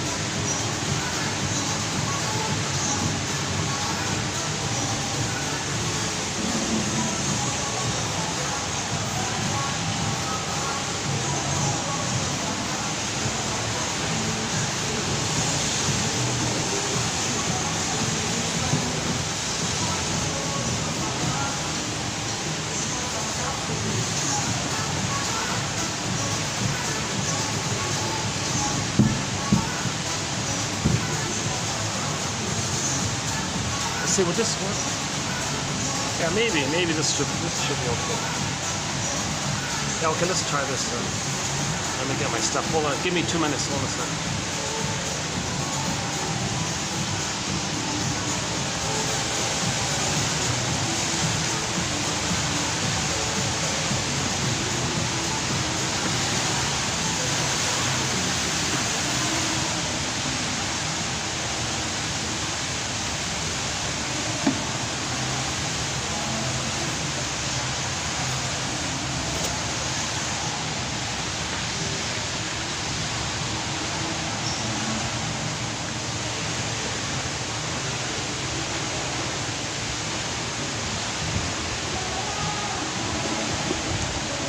For the price of half a cup of coffee, the link is below. You'll get over 10,000 quotes.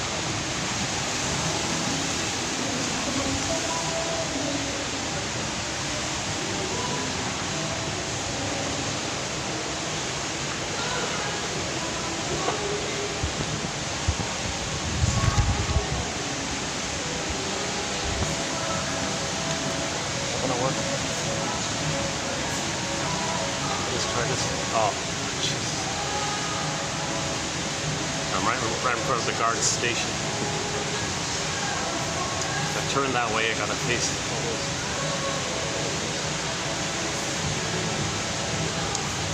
Okay, let's see if I can get used to this. Otherwise, I'll go back to the student chairs.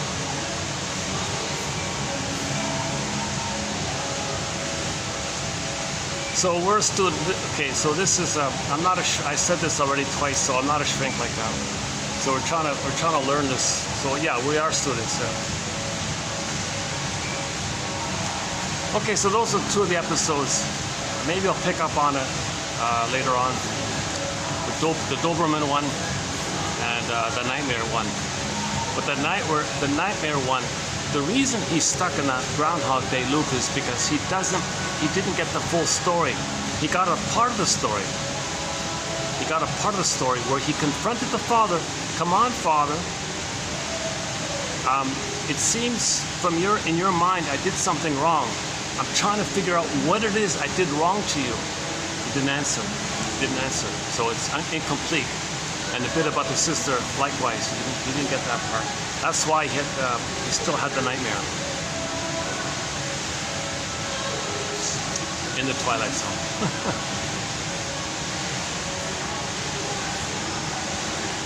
So yeah, very good. So those two are good episodes. Wong's Lost and Found Emporium, To See the Invisible Man,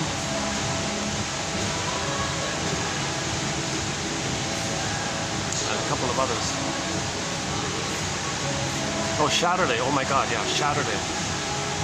To See the Invisible Man, Saturday, Wong's Lost and Found Emporium, the one about the dog, and the one about the nightmare, Groundhog Day nightmare one. What's that called again? I'll get the name for that episode next time. Let's see how we doing here. 5:16. Yeah, I got a late start. It's already 5:16. Okay, so let's backtrack here and discuss narcissism. So again, the source point of narcissism is that the baby didn't get the oneness. Okay, he thought the breast belonged to him, and he's meant to be one like that. It's missing. Okay, mother used the bottle, or wasn't around. The baby was wrapped in a towel. The bond was broken. There wasn't an attunement. There wasn't that kind of osmotic symbiosis. See, the bully is trying to get the symbiosis. See, that guy who was violent, he was trying to get that symbiosis. See, the bullying is like that because they didn't get the symbiosis. They're so enraged, they're trying to get her like that. That's why all mothers need to find some way to, I don't know, find some way to feel some sense of presence, that the baby is that their baby is a human being with needs. And maybe she can kind of, I don't know what she's got to do, but find some way to try her best to have empathy for her baby and see the baby as needing her love, even though she doesn't have it to give. So she's got to kind of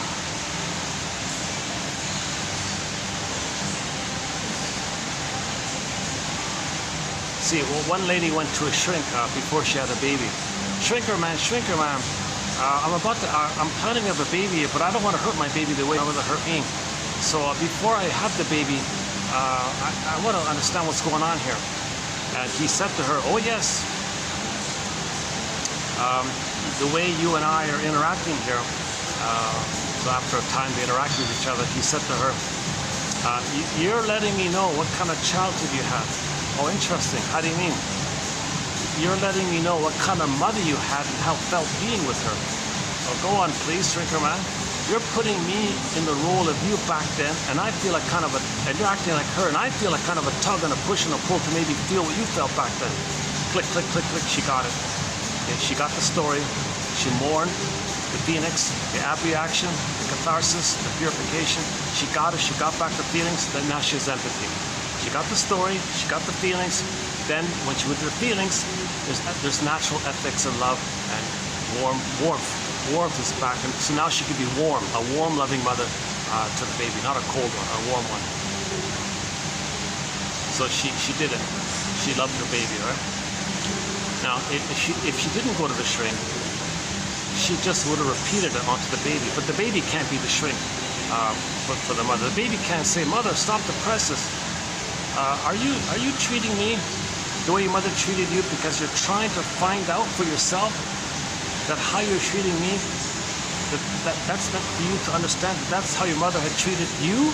Baby can't do that. Wait a minute, mother.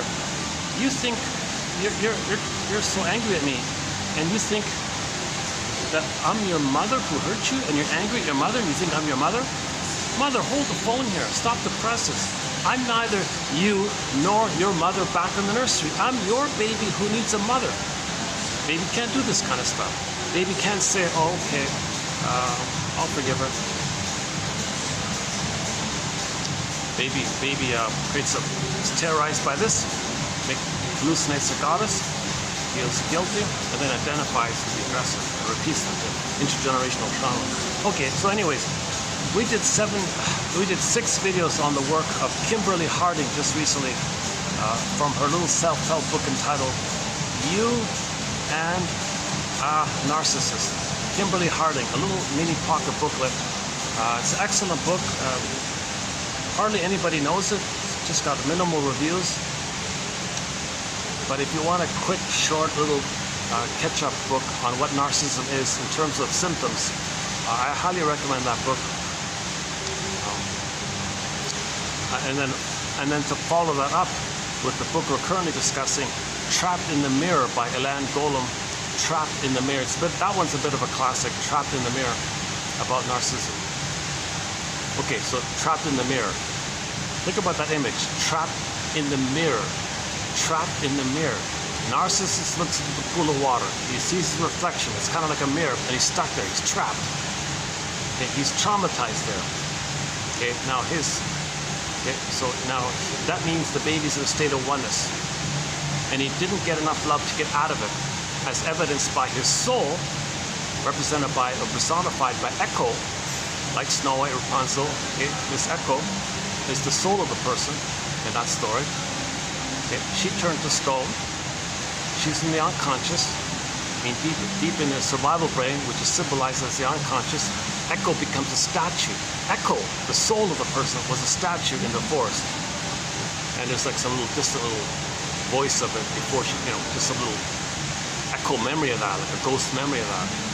Like the spirit of the soul is kind of Echo like that. So Narcissus and Echo are not like characters in some kind of outer story. It's a metaphor for inner dynamics. So the Trapped in the Mirror is Narcissus, turns into a little white flower, and he's addicted. They say he's in love with himself. Well, that's just a ball. That's code for he's one with the mother, and the mother's him. And he sees himself in the mother, and the mother's him. It's all one like that. See, he only sees one. That's called narcissism. It's just him. He's in a solipsistic little king-like bubble like that. It's just him.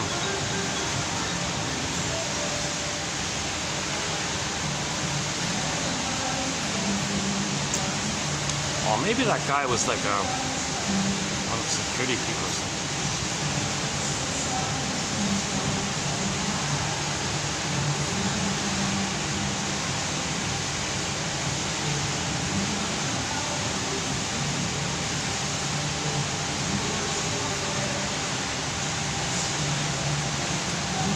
Or maybe not, I don't know. Okay, let's, well, I'm an official customer here, so I don't see the issue here.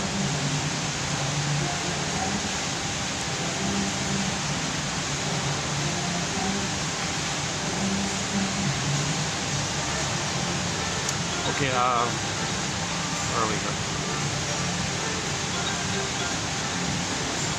Okay, yeah, so trapped in the mirror. Okay, so the reason he's trapped in the mirror because he's frozen, fixated. He didn't get his needs met for the oneness, the symbiosis. He was terrified and froze. Okay, and it's like the screen painting. He's frozen there. Okay, and his soul disassociated, repressed, disassociated, statue not feeling a little echo ghost memory of that. So there's like a Twilight Zone kind of thing. The ghosts are considered kind of like Twilight Zone. Like something happened and you don't know it, and there's a ghost in the middle, and that middle is called the Twilight Zone. One way of thinking about it. So the Echo is like in the Twilight Zone, meaning he was traumatized and it's unprocessed, unrecognized. And the ghost is the memory of that, which he doesn't know. It's known, but he doesn't know it. It's the unthought known. It's known, but he can't think it because he has no brain. The scarecrow has no brain, so he can't think it, but it's known. In trauma, and then the scarecrow like that. And with trauma, you lose the heart, the ability to love, and your feeling self, you're a golden ball. That's why the Tin Man had no heart like that. And the scarecrow and the Tin Man, being like that means first you're going to feel disembodied. That's the cowardly line. Dorothy's like a symbol of nature that's trying to line things up. Mind, heart, body get her lined up. Okay. And then in the process, she had to face how she felt with the mother. That's the Wicked Witch. She admitted her feelings. That's symbolized by the water. She threw water on her. that's code for the feelings of the image. That image represented her feelings. So she got the feelings, the water, then poofed away. Then she got back to herself. Kansas was her embodiment, her home. Okay, so Kansas was kind of like a metaphor of unhomeness. Nope, there's no place like home. The conclusion of that story was there's no place like home. We had our home, we had our embodiment, we had our feeling self, we had our ontological self, we had our embodiment. Okay, the yin, the shakti, the midnight blue, the feminine element, the feminine principle. Lou Graham calls it the midnight blue. This being, like the moon, the beingness, the resting beingness. You feel your beingness. You don't feel empty. You feel this beingness. And so on. So we had it. Okay. That was the home like that, so she called it Kansas in her case. You lost it. Okay, now, so you gotta go to the unconscious, that magical world, and all topsy-turvy stuff. Face the witch, how you felt, and then you can go back home. No place like home. You had home, we lost it, want to get it back. In the Odyssey, it was looking for home called Ithaca. So Ithaca is not an outer place, it's just a name for his sense of inner home, called embodiment.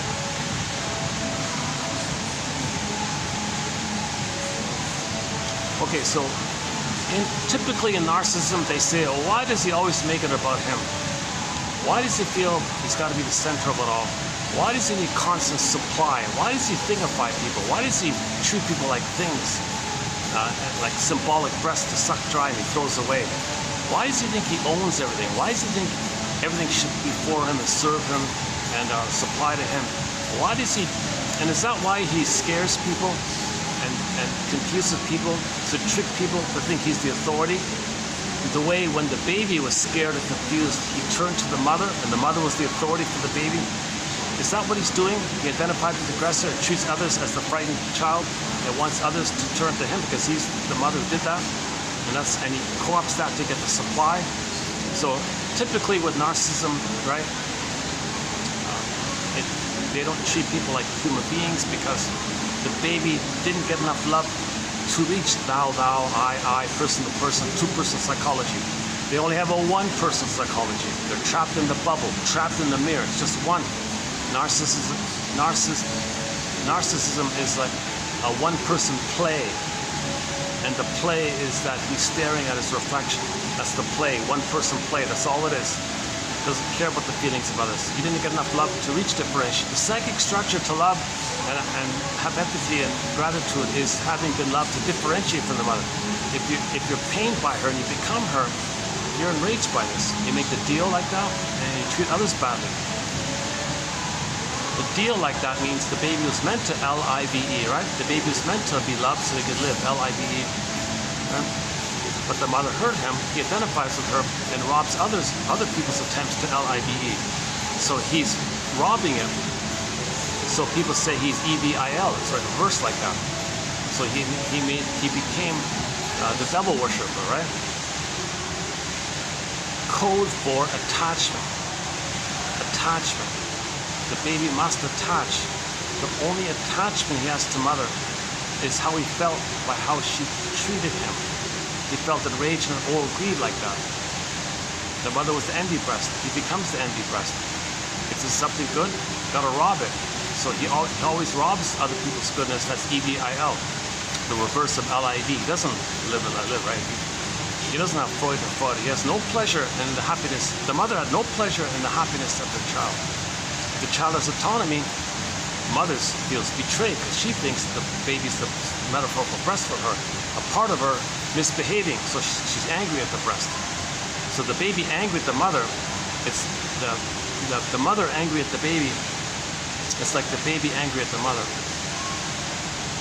And the abusive guy in the Twilight Zone episode about the dog, okay, that violent guy thought that his codependent wife was the breast that he owned, who wasn't behaving properly, so he'd be violent to force the girl to be the proper one missing breast.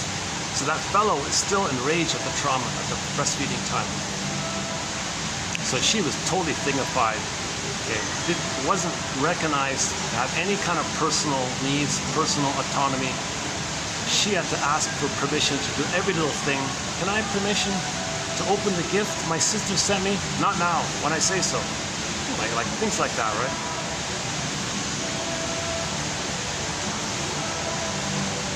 She couldn't have any personal autonomy, right? The baby had to always was always dependent on others. So she made herself completely dependent on him.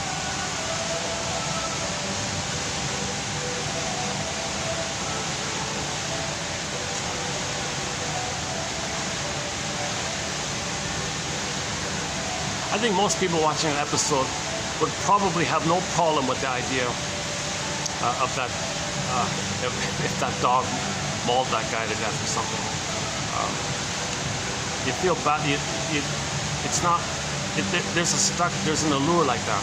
You don't really want that, but maybe in the moment you might have that, but it's not really your real wish. See, when you're under immense stress, there's an allure, a siren, right? There's an allure to go back to the paranoid schizoid mode. You see, we're meant to be human to human. As sick and diseased as that violent husband was, you got to treat it as a serious illness. He needs to be in a psych ward, locked up in a psych ward or whatever it is. So he has a serious, he's a danger to society like that. He's violent like that.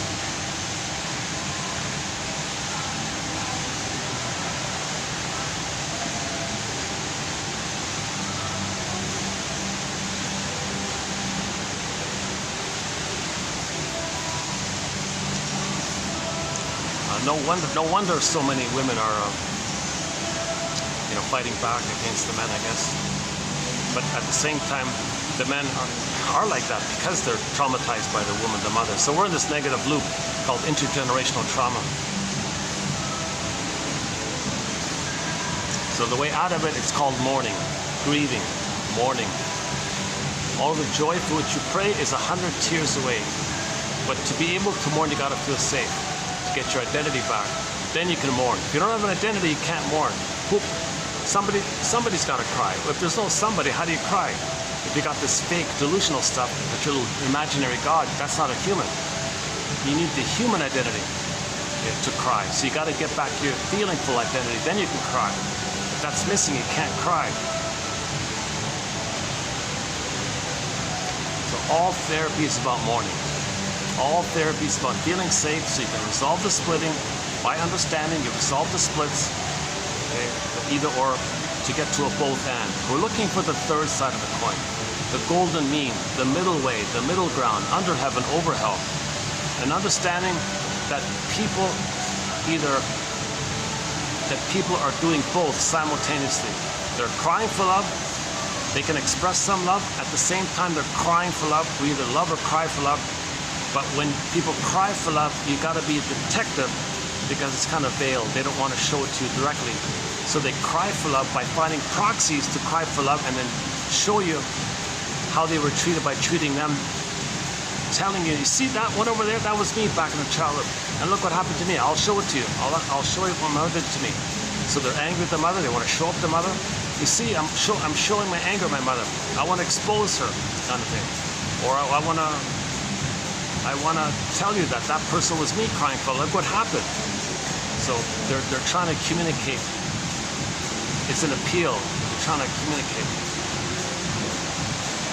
So it's three-dimensionality here. It's love or cry for love. Somebody called it you're either learning or judging, right? So we want to be in the learning mode.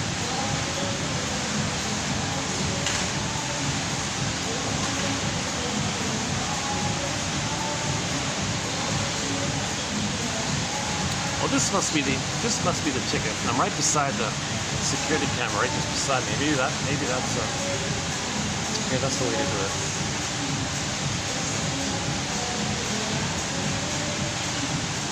Yeah, okay. This spot seems to be okay. Yeah.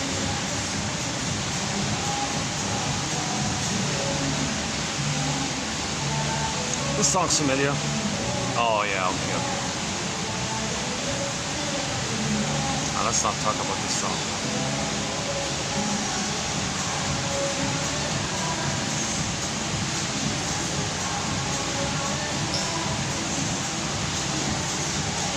Okay, that's gonna take a while to put that song on the couch. Okay.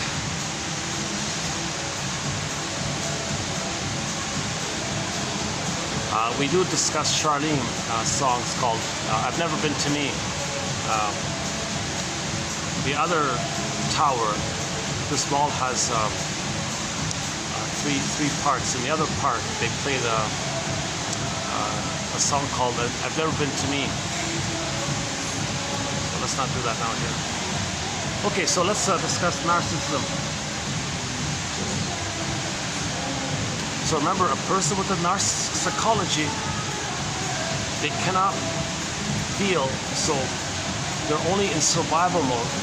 So their rationalizations, they think it's a jungle because their energy and life force is trying to survive. They're always at the place where they're fighting with the nipple. They're fighting, and it's not properly feeding him. The attunement was broken. Okay, the oneness is broken. Maybe the baby was removed from the mother, put on a scale, that'll do it. Maybe the baby was washed and put a towel around it, and the hormones create the mother produces hormones for the baby, the mother, to create the oneness. But if that's all washed away, it's broken like that. So he freezes up the soul like that. He felt betrayed. He's enraged, sees the mother's a monster. So there's a huge importance about maintaining the oneness that the baby felt in the uterus with his mother. When he makes the transition from the water world to the land world, he needs a land world continuation of the Garden of Eden, Paradise, Shambhala, Shangri-La, blissful oneness. So you leave the cord, leave the placenta to ensure that. But if it's removed, most likely you get it back. There's a huge issue about this. So in the last video in the park, I think I discussed it a bit.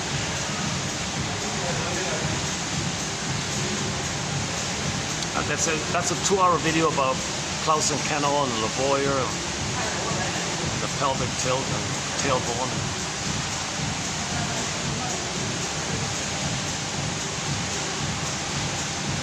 The most important image is the lotus flower. Lotus flower stem pod, okay? Baby cord placenta, keep it all intact.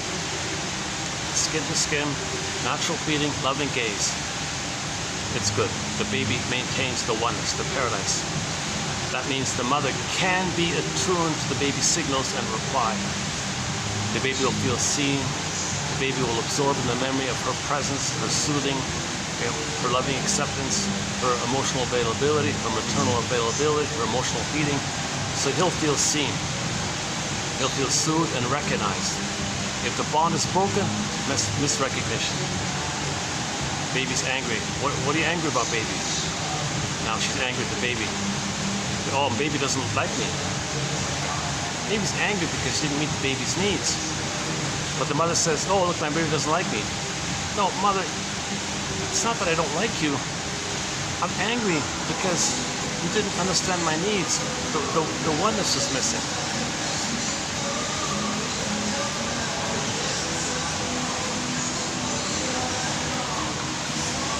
In the oneness, he's a king. It's all about him. He's the center.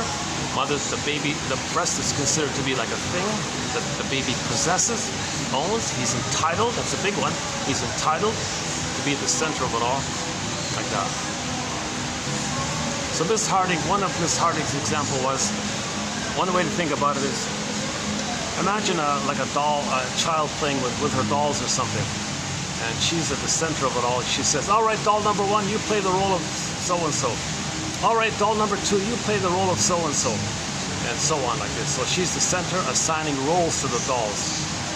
Now later on, the child realizes there's a real world out there with real people. And there's a real delight and pleasure entering into the real world like that. Okay, so she leaves the doll world and joins the regular world, right? Now in narcissism, he's stuck in the doll world. Okay, he thinks others are just props and things to serve him, playing a role for him. So he looks for duped rescuers, clingers and pleasers. Like the abusive guy, finding that nice codependent girl, taking care of him, trying to please him and makes a nice dinner for him and makes candles. She's trying her best to soothe this wild animal, you know, this rabid disease. So I also feel tempted. I also feel tempted to kind of think very badly about that. It's hard not to, right? But you can see her trying her best to soothe this guy, please this guy, and he just kicks it away. What's all this stupid stuff? He's always enraged like that.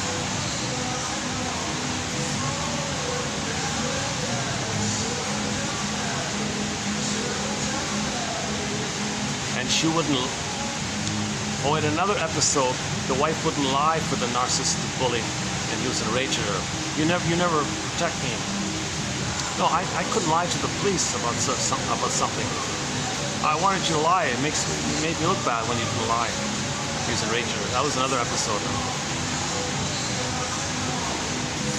So the rage these male characters feel, that's meant for them to know the rage they originally felt when they were removed from the mother, put on a scale. Some babies are put into a separate room. They're put in a straitjacket on a torture board, and they're bleeding with all this. Their soul is being calcified to make them soldier, all this stuff. In the name of pillage and plunder, we traumatize this baby.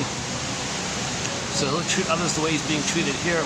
So he'll be now a flying monkey. The people behind the scenes doing it. So you need the father to intervene and say, no, you don't traumatize my baby. That's called the sacred masculine. The sacred masculine is when the father says, no, I'm sorry, gynecologist, that that's what had happened to you, and you want to repeat it because you don't know the pain of it. If you knew the pain of it, you wouldn't do that. But you don't know the pain of it. That's why you're doing it.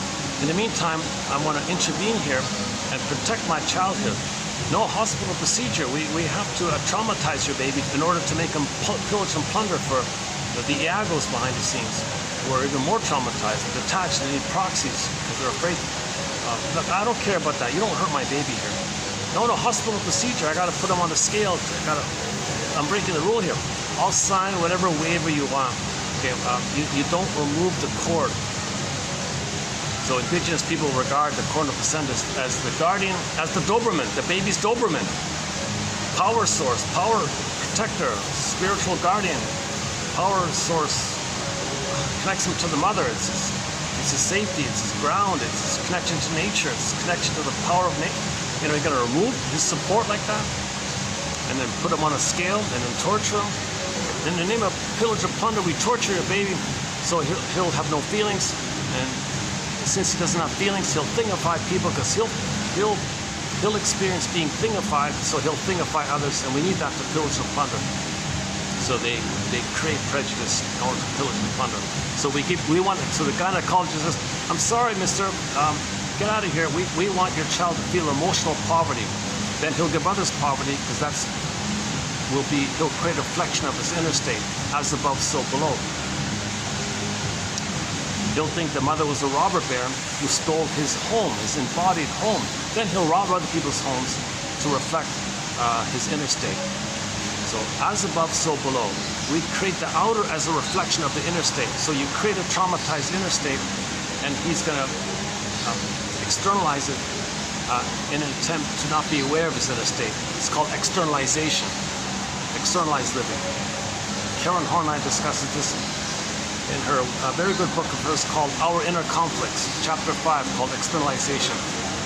Plus, as an important tag-on, you got to read her essays entitled Paucity of Inner Experiences that leads to externalized living, creating on the outside to make you unaware of the inner state. So we create on the outside some reflection of how we feel on the inside to externalize and make us unaware of how we feel on the inside.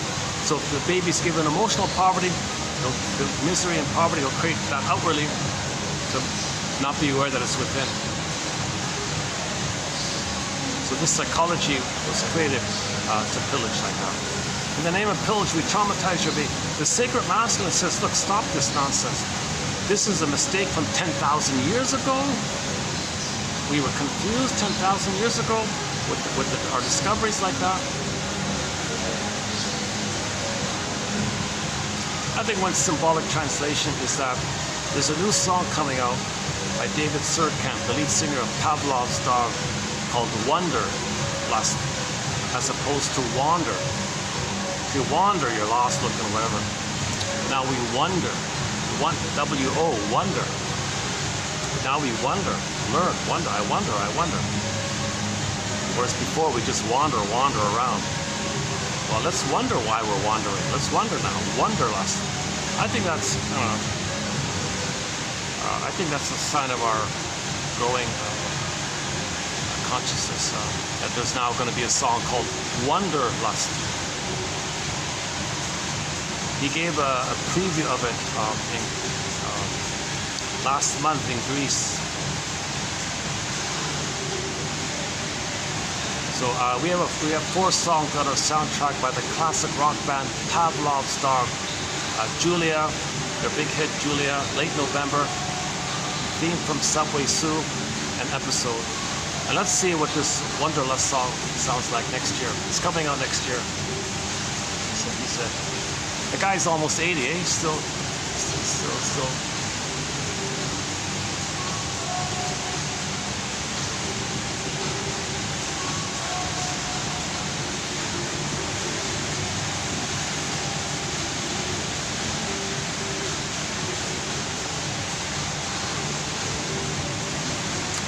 Okay, where are we here? So keep that theory.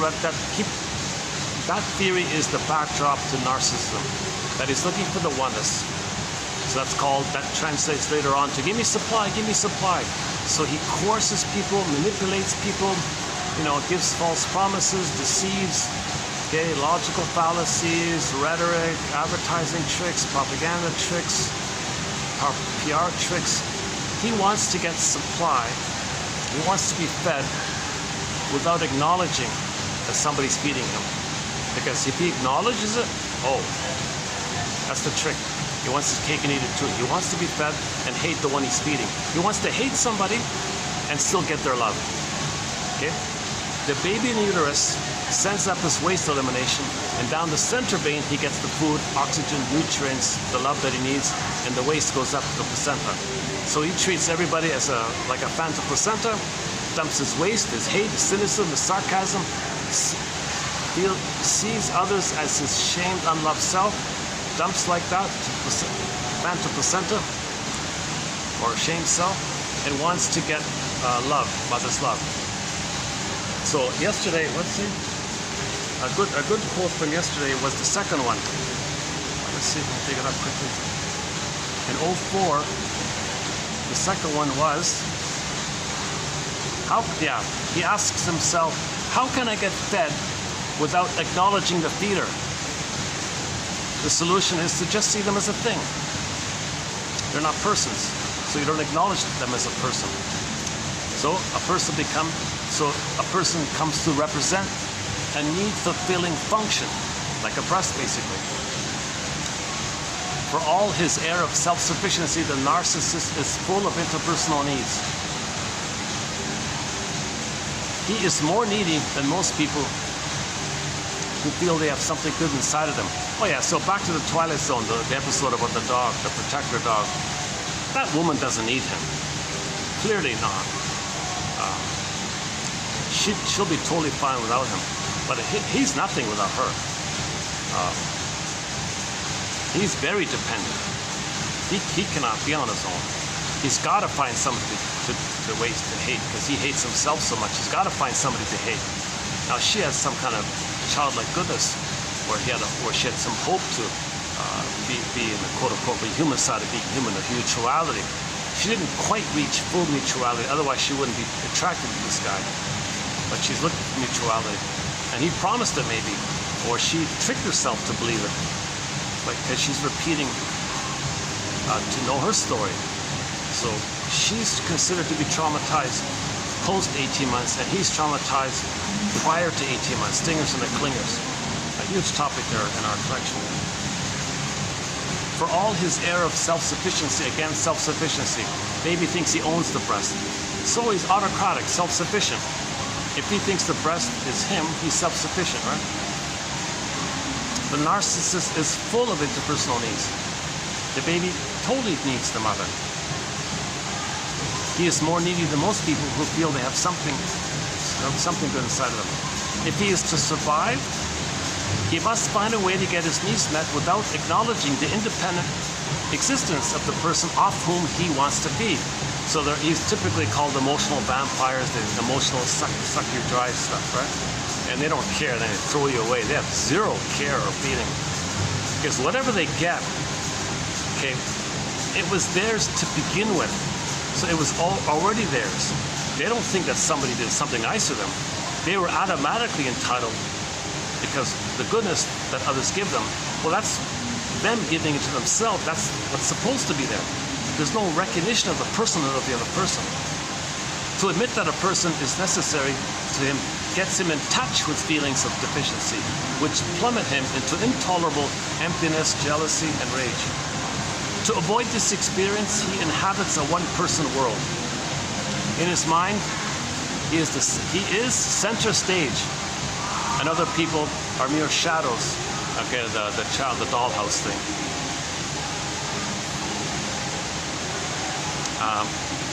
He asks himself, how can I get fed without acknowledging the feeder?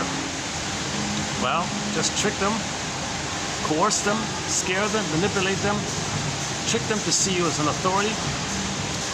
So the duped rescuer, or the coattails, or what do you call it? The underlings, or the voyeur narcissist, or the co-narcissist, or the lackeys, or whatever, or the mostly it's the underlings, the duped rescuers called the codependents, and the flying monkeys, of course, and a few others like that. He wants to coerce them, scare them, trick them to think he's good. He wants to shame them and scare them to make them think he's good.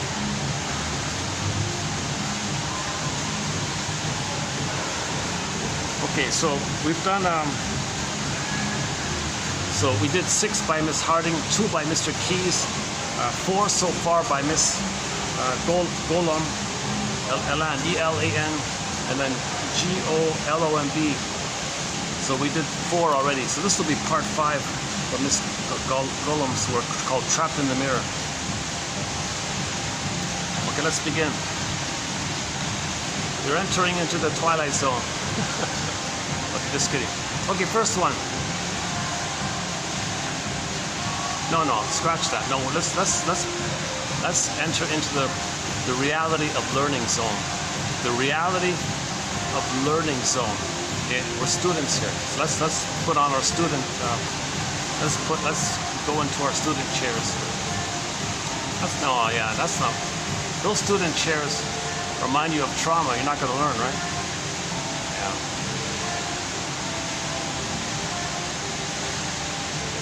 Put yourself in the wonder chair. Play Wanderlust by Pavlov's dog. First one here.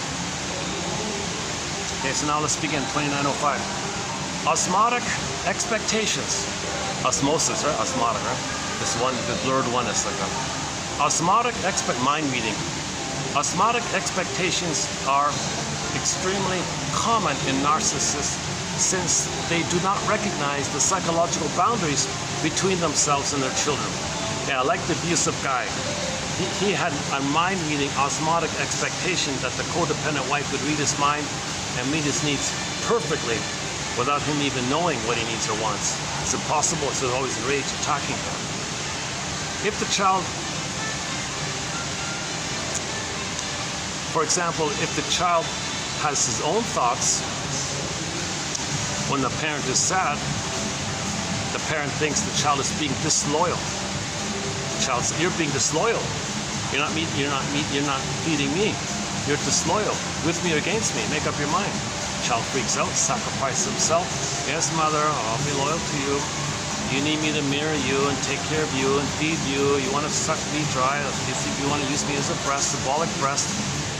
Baby has to go along with this. So the requirement is, I'm always wrong, I'm always guilty, I'm always in bed, I always have dues like this, and I cannot be my authentic self, I can't be happy, I gotta please you." Very good, baby. She rewards this symbiotic aggression and punishes the child's autonomy.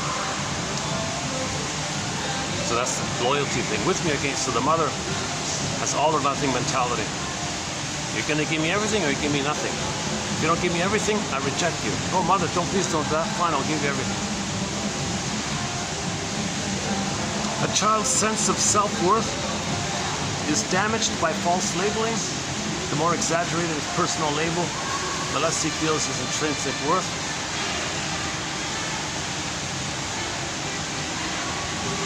Yeah, so whenever the mother says, don't do this, the child thinks, oh, don't be. So mothers have to be careful, not number one with the labels, obviously,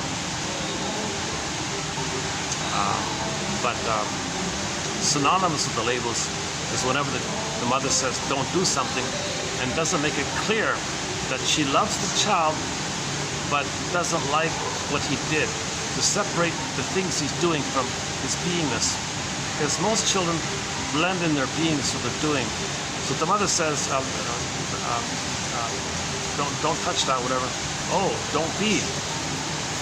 No, be, but please don't touch it. I don't like that you touching that, but I like you. So mothers have to make an effort. Mothers have to make an effort in this area where the baby may misunderstand that when the mother says don't do something, the child thinks don't be himself. Now obviously labels do the same thing. It is extremely painful for the child of a narcissist to discover that he has become what he hates.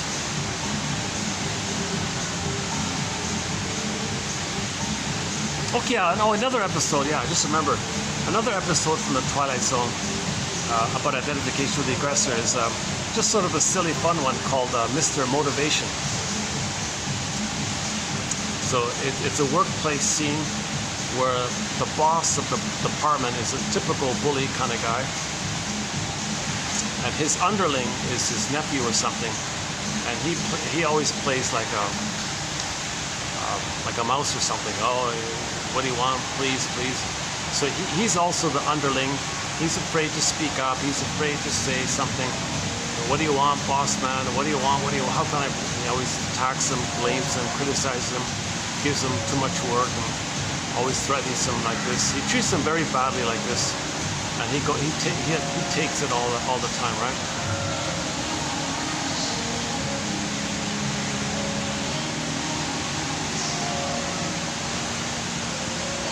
So kind of like the Doberman story.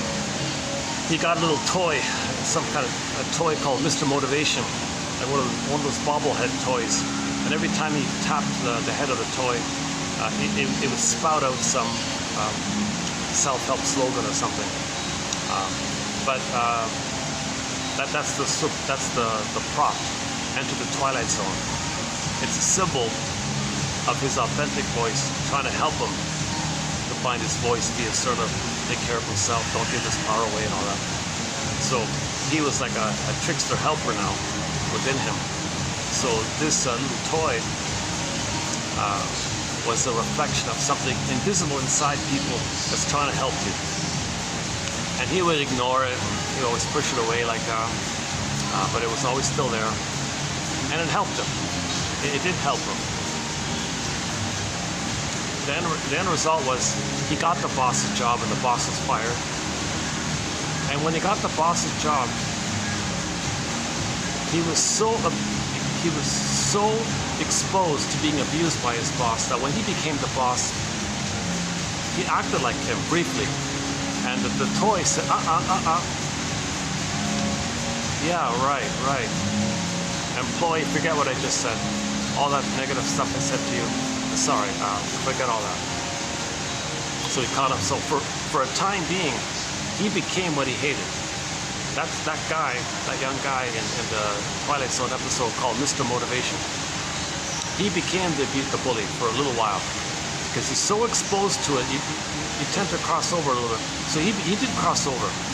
Then his inner voice, basically the inner voice, the truth. This drive for truth, this drive for healing, this little voice represented by the toy, Mr. Motivation toy. Similar to the dog story one.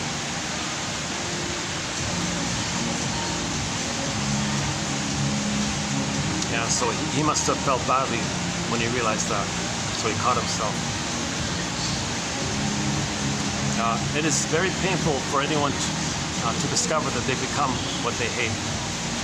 That he has incorporated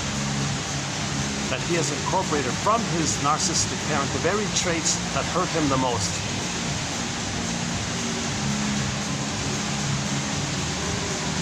So So anybody who's negative towards others, against others, cynical towards others, sarcastic towards others, where'd they learn it? Where'd they learn it? They learned it from somewhere. We do not like to see such things in ourselves. Sometimes the child, and the mother doesn't like to see it in herself that she's doing that. Mother's right, what are you talking about? The child's, something wrong with the child, not me. He identifies with that. He's cynical, no, they're wrong, not me. Sometimes the child of a narcissist develops a blind spot about his behavior. Not unlike the parent who also cannot see the truth. Nevertheless, if the child of a narcissist wishes to achieve autonomy, such traits must be greatly reduced and interpersonal sensitivity developed. So enter the episode of To See the Invisible Man. It was a science fiction episode, or in some other alternative world, I guess. The way they treated narcissism was to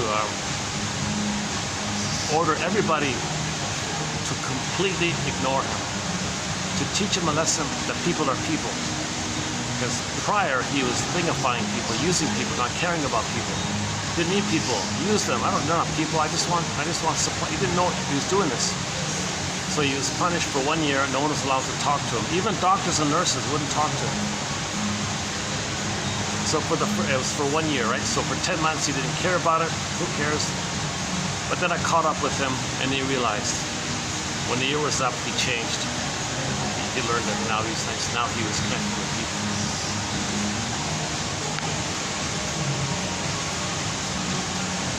It's very hard to treat narcissists. Even shrinks always talk about the immense difficulty they have in this area. Narcissism does have an approach.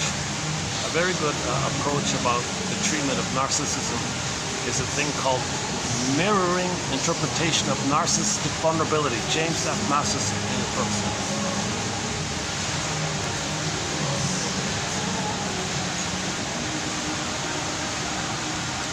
She says here, I loved, her sequel book is called Unloved Again. Okay? It's really quite explainable. She likes men who are unattainable because the mother was unattainable. So the mother was narcissistic, so she would choose narcissistic men to continue that effort to win mother's love. Or she played the aggressor, and if someone was nice to her, she'd play the aggressor and reject them. So if they liked her, she would reject them. Okay?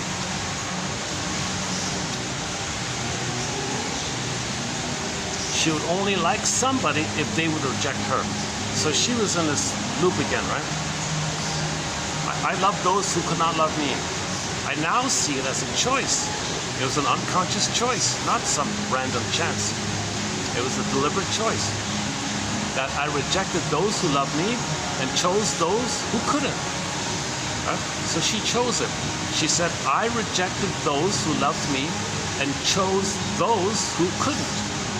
I lived in expectation of a disaster that would eventually happen. When they were incapable of love, I demanded what they couldn't give. When they were able to love, I showed them the door. I always ended up alone. And then in her late 50s, she said she corrected it. A parent who loves the wrong way. It's a kind of deer in the headlights. Deer in the headlights. The body's there, but the mind has escaped, right? The deer, frozen, mind escaped. Children are kind of like that. When they're traumatized, it's called disassociation. They're in a trance, in a swoon, hypnotized. They're in a trance or a swoon. Deer in the headlights. The experience in which the child seeking love combined with their need for safety is frozen in place. Frozen child. We are living in the past, but do not know it. If you're living in the past, but you're in the present, it's a kind of a Twilight Zone-ish kind of thing, right? Well, no, the Twilight Zone-ish kind of thing is anything related to you being in the process of becoming aware of what's unconscious. That'd be the Twilight. It's kind of, I think Twilight Zone is like working through, suffering through the process of facing your frozen feelings, that kind of journey like that. People cannot imagine that they are led by their unconscious. The very expression falling in love indicates that it is not a conscious doing. Falling means that you lose control. What pushed you off the cliff of conscious reason? If we always choose people who render us miserable, who do not love us at all, or who love us poorly, or if we do the same to those who love us, we are falling in the world of the internal freezing parent and the internal frozen child.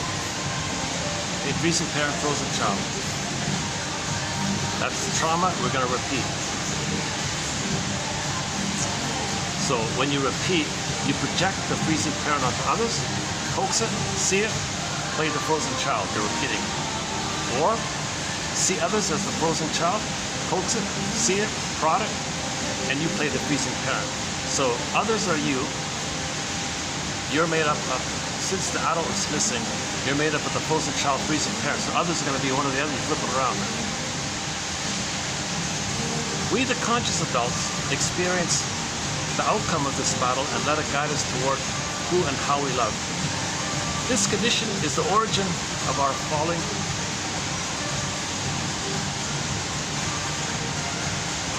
We call it a repetitive unhappy choice. We call a repetitive unhappy choice a repetition compulsion. Your painful longing, your confused and unsettled mind that is preoccupied with another, and this is what we've been calling being in love. Okay, so being in love, puppy love, infatuation, transference love, spellbound, all that stuff. That's because the baby originally laid down neural pathways with the mother, but it froze, unfinished. But embedded is the bliss. Before the trauma, there was the bliss. So if somebody, the present, reminds you of the mother, you got that hope.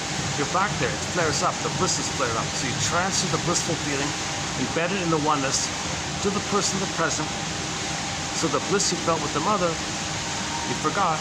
It's too early, but now you're older. Now you can remember it, and you think the person, the present.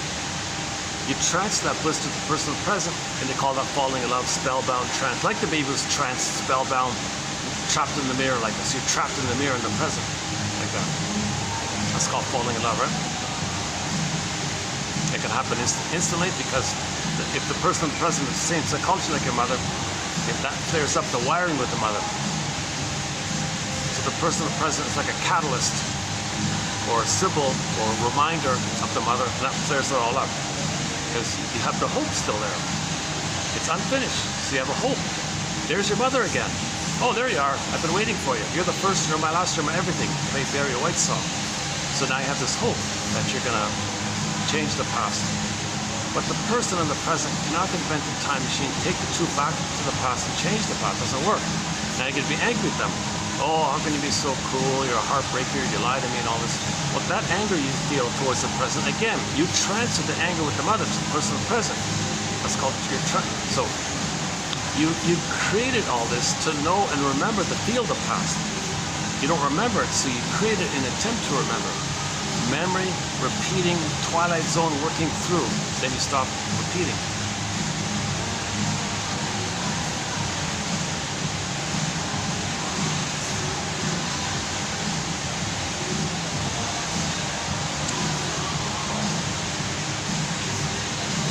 You believe that the one you are in love with will treat you better than the one before. I love you, you're perfect, but please change. That's the title of the play. But since you have drawn one from the same barrel of faults. Yeah, okay. So the mother has a fault in the mind. The person you're attracted to, you're only going to be attracted to somebody with the same fault in their mind, identical faults in the mind. So you're just drawing from the same barrel like that. You're doing it to know how you felt with the first barrel. The first one.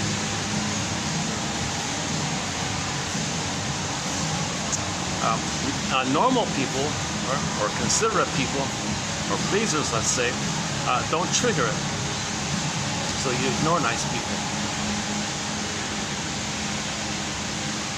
meaning people who have some goodness in them and want to help you to resume development.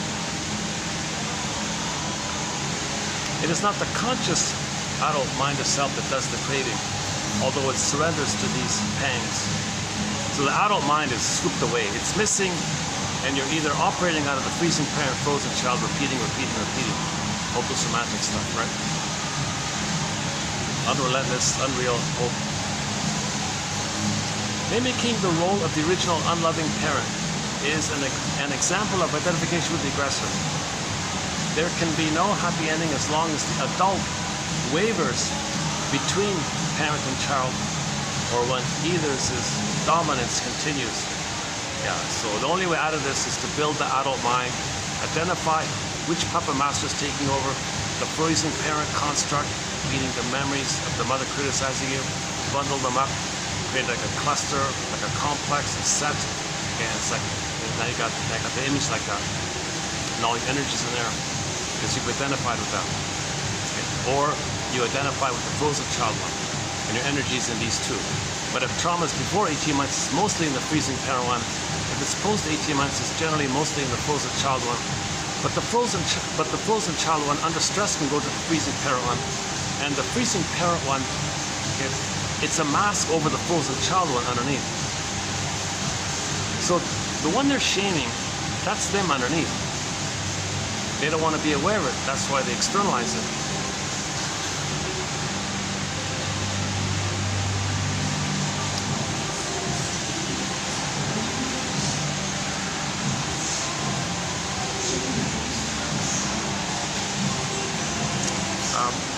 Without careful observation and self-understanding, we tend to do to our children what was done to us as a form of emotional denial. Oh yeah, you're in denial. You're totally in denial.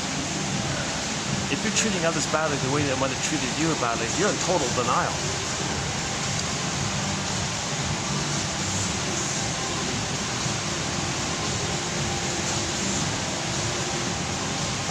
If I do not show my feelings,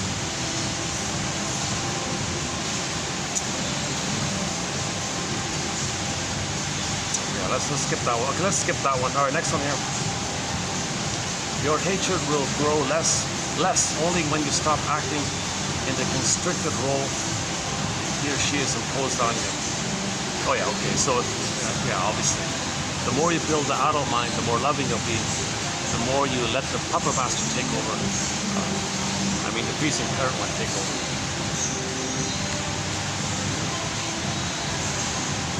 So you want to build the adult mind. That's like lighting a candle, building a light. So these codes are giving us support to build the adult mind. Right? A lasso of truth, weaving a basket so there could be an egg. Psychoanalysis looks for an egg in a basket that's missing. So weave the basket first. The egg part is nature. We don't control the egg part, but we can make a basket.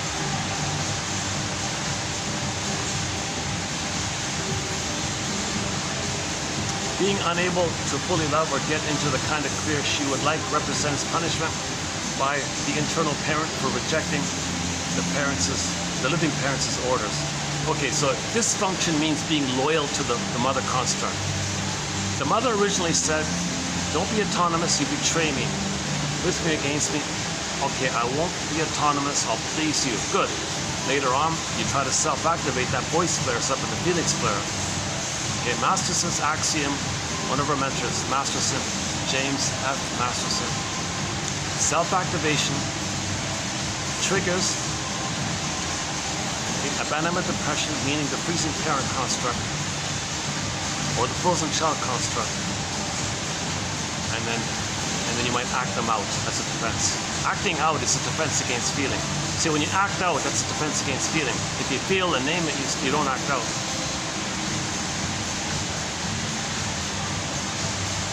She has to mourn her mother's love as unattainable and forever missing. Here, that's the key one here. We didn't get mother's love. Jana puts it this way: you didn't get mother's love, you'll never get it. It's done. You got to admit this. The greatest hurt of all, mother failed me. John Thurrott says,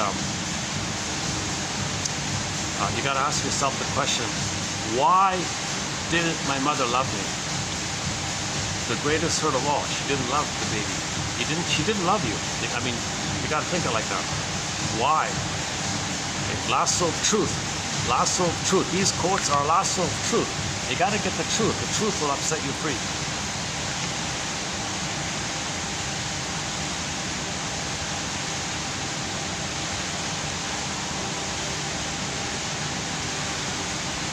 Denial is like gluing a piece of white paper over a black painting to make it look white. By marrying a narcissistic person while pretending all can be worked out, she is placating her internal parent. The message is, I still love you, mother, please don't hurt me. So that's back to the episode. And she was doing that, right? Twilight Zone episode.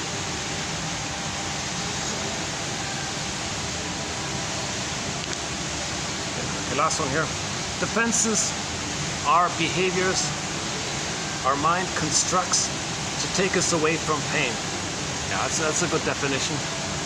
Defenses are behaviors our mind constructs, mental maneuvers, operations of the mind, mechanisms of the mind, mental mechanisms, psychic maneuvers to take us away from the pain, to repress the pain, to make us unaware of the pain, push down the pain or disassociate so you don't feel the pain. And then your brain sends you endorphins. Defenses distract us. Okay? Yeah, okay, never thought of that. If you're projecting, that distracts you, that is within. Okay? The pain continues outside awareness. The pain continues outside awareness. So the body bears the burden. I get symptoms, right? When pain comes to a child from being with rejecting parents, denial of these feelings keeps the child from succumbing to grief and despair. The child can't know the truth. He can't know the truth. Oh yeah, another Twilight Zone episode. Hang on. Oh yeah, there's another, not a very good one, but I forgot the title of it. There's a Twilight Zone episode where in some kind of small town, some professor guy or something said he knows the truth. He'd whisper to somebody and they'd freak out. And that person whispers it to somebody, they freak out. They thought it was some kind of disease or something going around. But that was code for the baby cannot know the truth. He'd go mad. He'd go into the nut house. And in the Twilight Zone episode, all those people who were whispered the truth had to go to the nut house. They were mad. They couldn't handle it. The baby couldn't handle the truth. There's no way the baby can know the truth that the mother's not loving him. The mother's using him, exploiting him, thingifying him, hating him. The baby cannot know this.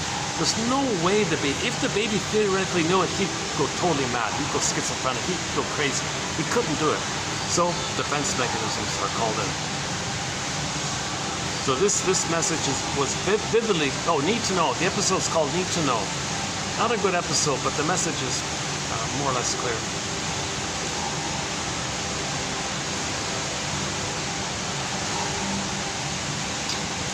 And even the investigator that came to the town was trying to figure out what was going on. He fell in love with some girl. She whispered this mysterious secret, and the investigator went into the nut house. So anybody who knew the truth went mad like that. So any baby who were to theoretically know the truth, he'd go mad, he'd lose it. So he does these tricks in the mind to make him unaware. Splitting, projection, denial, repetition compulsion, acting out, you name it. Reaction formation, double think, flip-flopping, survival, amalgam tricks, up is down, left is right, double think, double talk, hocus pocus. These are all survival to not be aware of the pain. Once they are known, people retain the same defensive blindness, but pain forces us to ask why we are trying to get an unloving person's love. Oh, sorry, once they're grown, once people grow up, once the children grow up, once they're grown, people retain the same defensive blindness. But pain forces us to ask us, why are we trying to get an unloving person's love? Because that's what the mother did. The mother was unable to love, and the baby was trying to get her love. So that's a trauma you repeat. So you find somebody unloving and try to win their love, like the woman tried.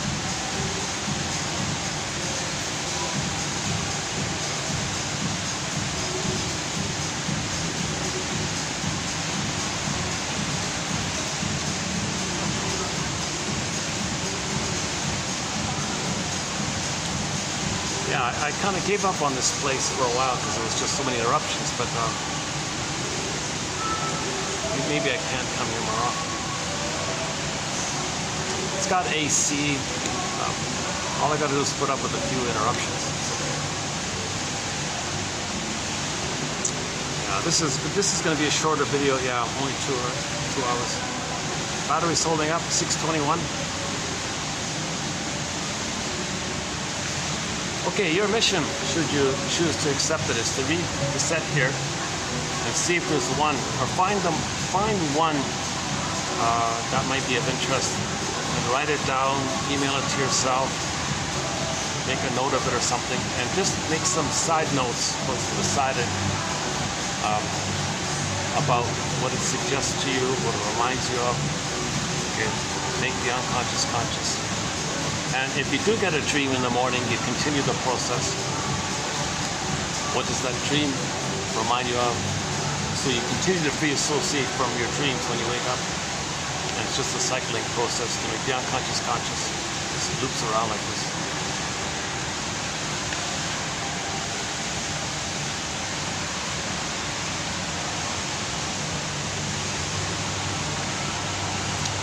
But there's always that temptation to resort to the prejudice, right? Like to really hate that guy. Like there was, I noticed there was a moment of temptation. Yeah, come on, dog, get rid of that crazy, that sicko, right? Okay, wait a minute. Yeah, it's too much. But you want the dog to teach him a lesson, so he won't do it or something, right? It's funny because he didn't learn the lesson, even though the dog bit him and all this. He was still going to go after her when she tried to leave finally. Oh, I'm going to hunt you down. Oh, no, you won't. And the dog appeared. He had a psychotic break again. The dog appeared. So whenever she... I think what happens is whenever she's... Whenever he thinks of her, whenever she's reminded of him, he might see that dog, maybe. Well, if she's away, maybe it won't be an issue. Because she'll be distant, right? Here's a funny thing. Let's say she does escape.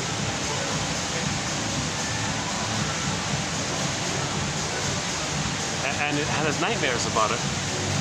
And while she's having nightmares about it, the dog appears in his bedroom or something, right? There's a thought, right? So if she does escape and starts having nightmares with the fellow, the dog appears to protect her. He may see that dog again and have another psychotic break, even though she's not physically around, if she experiences the intense fear. It'll take her a while to heal from that abusive experience, right?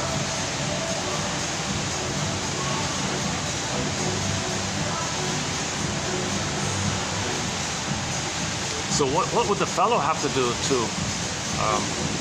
so you'd have to mourn and express remorse and do some grieving for that dog to disappear.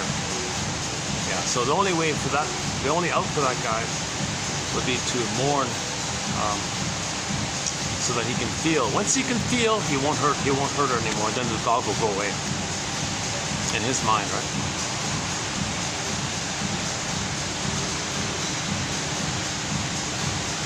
Yeah, that makes sense right now.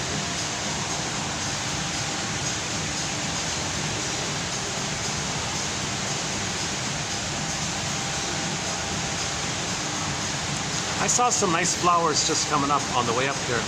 I thought at the end I'll close it up down with the flowers. Maybe you can see it.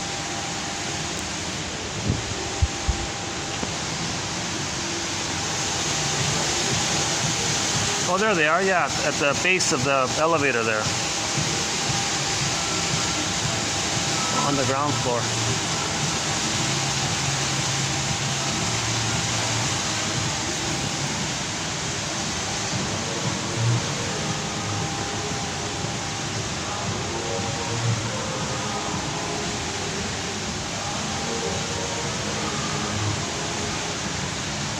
Oh, hold a second.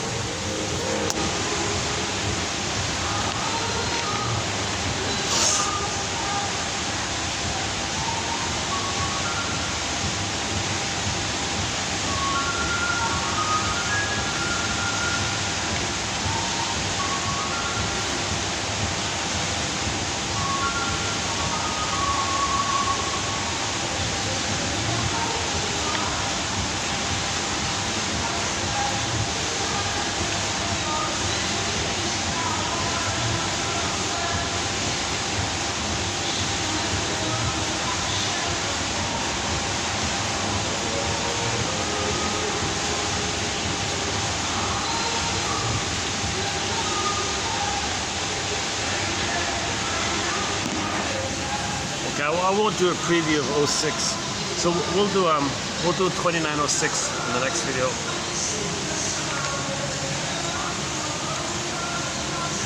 Let me just wind down a bit here. Let's start to wind down this video here. Okay, this batch wasn't too bad. I thought this was 05 is not a bad batch. I think there's a, oh yeah, pick your favorite. Oh yeah. So for me, let's see. Okay, the osmotic expectations. Okay, lack of psychic boundaries, of course. And that's okay.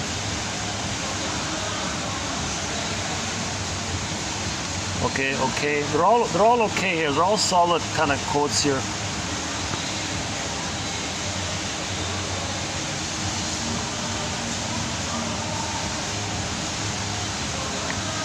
You believe that the one you're in love with will treat you better than the one before.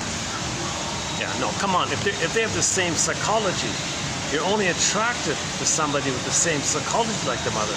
So they're not going to love you the way the mother didn't love you. Plus, you expect too much. You expect the person to heal the past and give you the love they needed back then.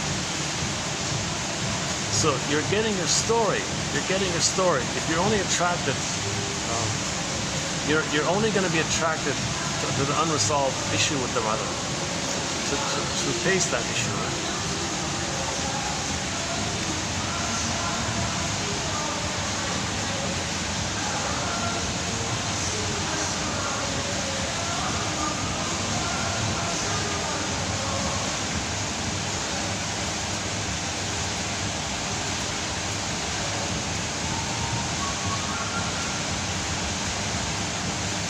In their act of replaying painful mother-child relationships, the client does not develop their adult self-identity.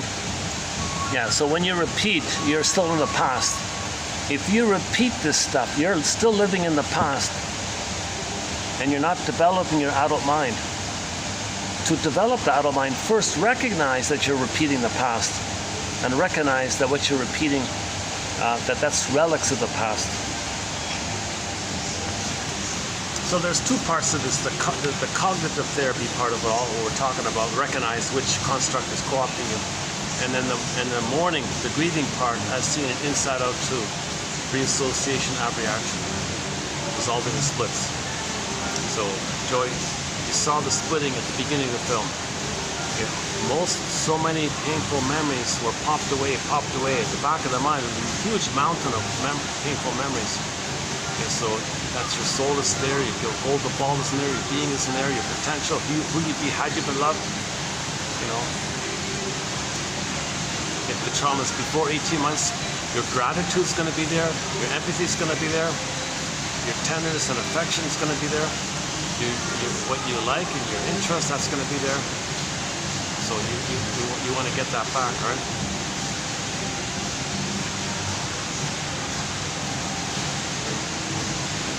Your ability to mourn will be in there.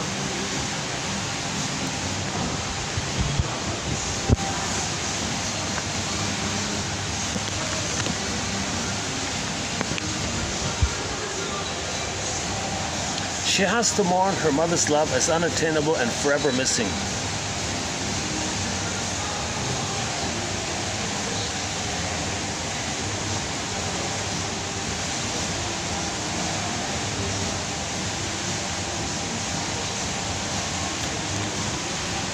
Yeah, I'm going to say the last one's my favorite, and the third last one, this one here. She has to mourn her mother's love as unattainable and forever missing. Forever missing. So somebody who reminds you of the mother, it's still forever missing. There's no time machine, you can't correct the past, but you still have this relentless hope. I'm going to go with that one and the last one, yeah.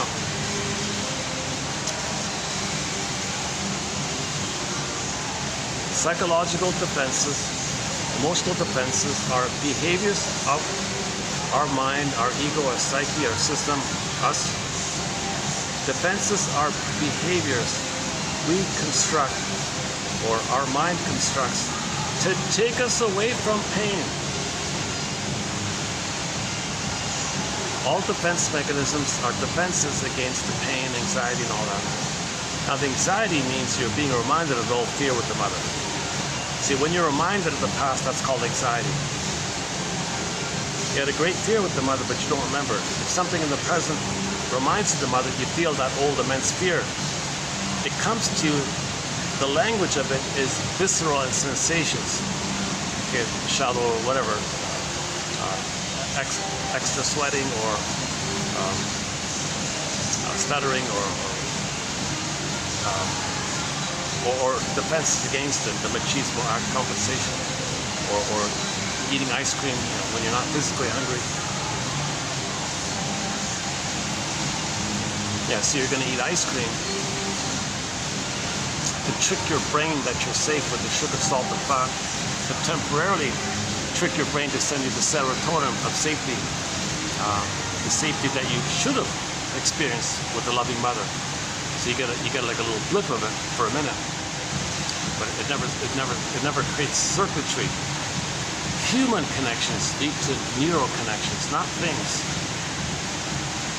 Human connections at the right time. Right?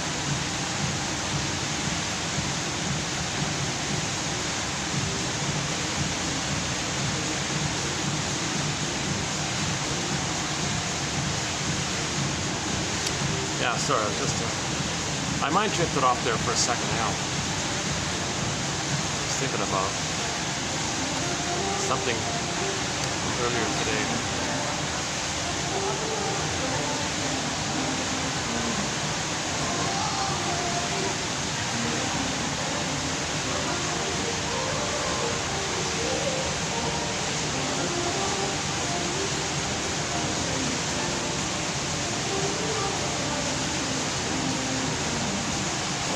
Yeah, I was feeling anxiety before starting this video, so I was just walking around to try to calm myself down first. But I couldn't figure out what was, I think I'm having some kind of anniversary reaction. I feel like I'm having some kind of anniversary reaction. That in this time of the year,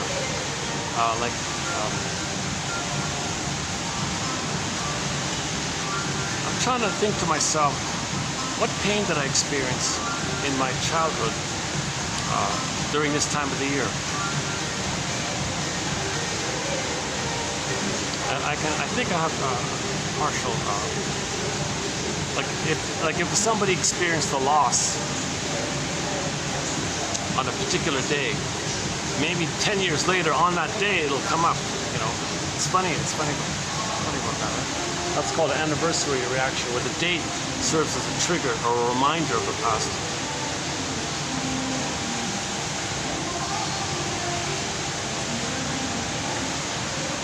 But whenever you are triggered, say to yourself, aha, welcome. Accept your feelings now. As a baby, you have to squash them, right? Now, when you're triggered up, you want to contain it, accept it. One guy has the line, ah, there you are. Ah, there you are. Like when you feel a feeling, ah, there you are. Welcome. So treat your feelings like the poem called Guest House, like that.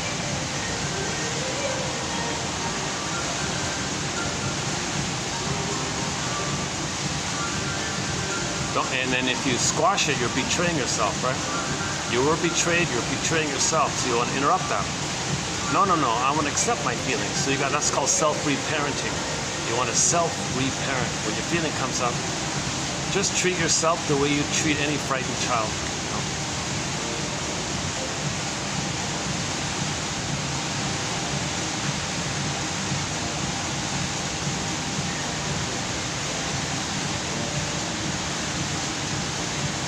Yeah, and maybe have the Doberman beside you. Maybe have the protector dog beside you or something.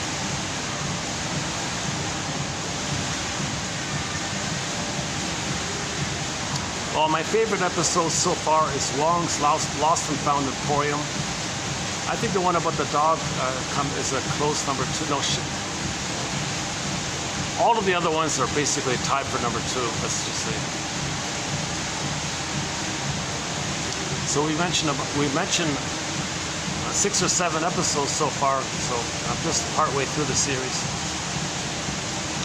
There's a lot of pretty bad episodes. Like there's a lot of there's a few scary ones or really bad ones,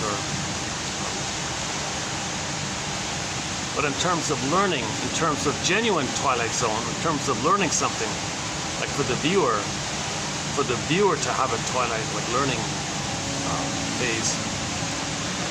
phase, I would say that one about that Groundhog Day one. I forgot what it's called. The guy having a nightmare over and over again. He's guilty. Relives the nightmare. Guilty. Relives the nightmare. Yep. And we learn the process of why he feels guilt. Come on, Father. Tell me what I feel like I did something wrong to you, but you won't tell me what it is. Could you please tell me what it is? What did I do wrong to you? I don't know what it is. I don't know why I feel so guilty. What crime did I commit here? Well, the father's got to confess. Well, you interrupted me and my wife like that. I'm at fault for that. You're blaming me for that. You're blaming me for interrupting. I'm at fault. Like, come on. He's got to say, you're right. I'm sorry. And then the sister one. That's a tough one with the sister one, because she's desperate to be protected from the abuse of others, so she's clinging to him. And if the son interrupts that, she's going to hate him. Some older daughters will hate their younger sons.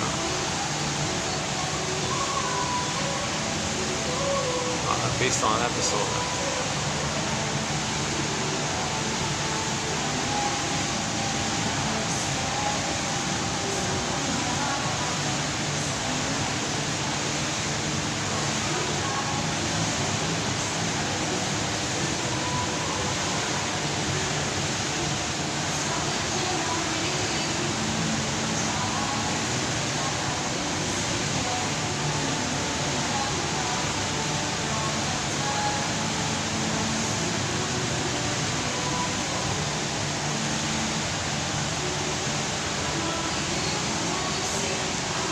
Well, let's go to the flowers and close it up there.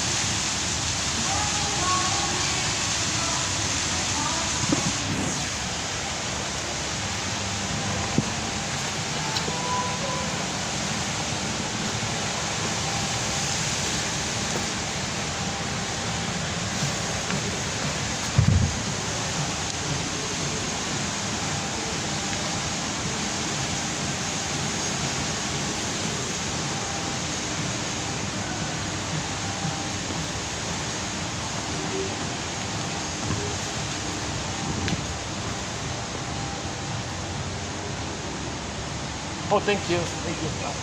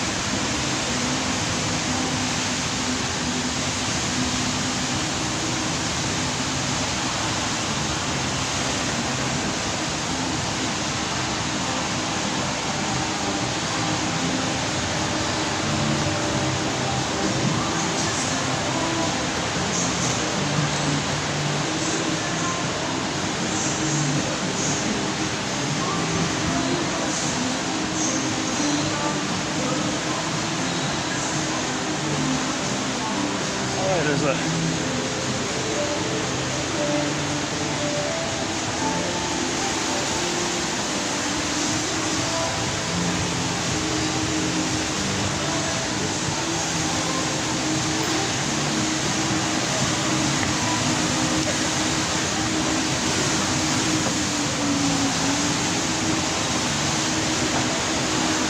Today's Thursday, right? What day is today? Wednesday. Today's Wednesday.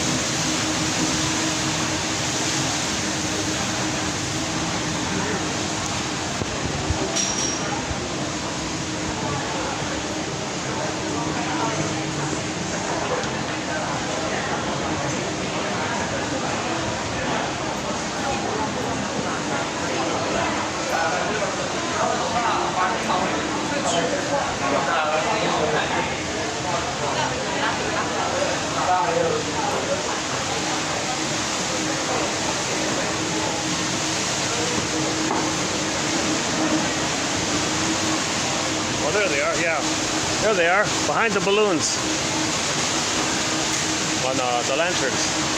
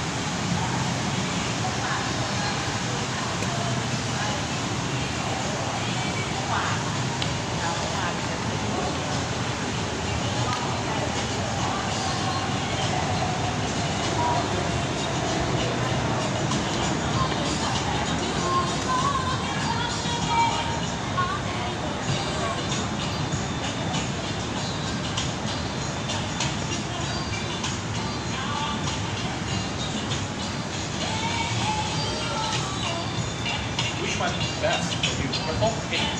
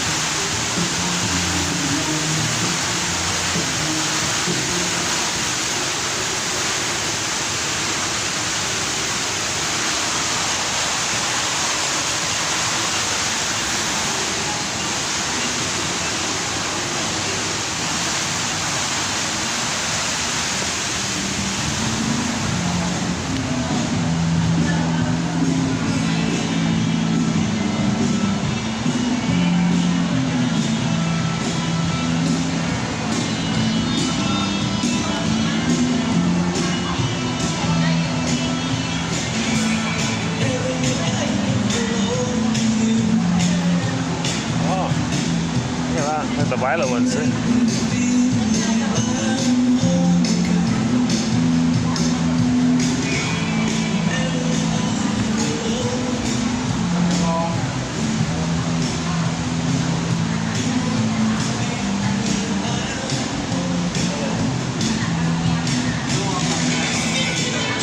Okay, let's just wrap it up here. Thanks very much. I'll see you in the next video, 2906, for the love of narrative medicine. Our theme song is Katja Epstein's German cover of the song Windmills of the Mind. It begins with those bass tubas. Let's close up with our theme song. Bass tubas, please. Thanks very much for the love of narrative medicine.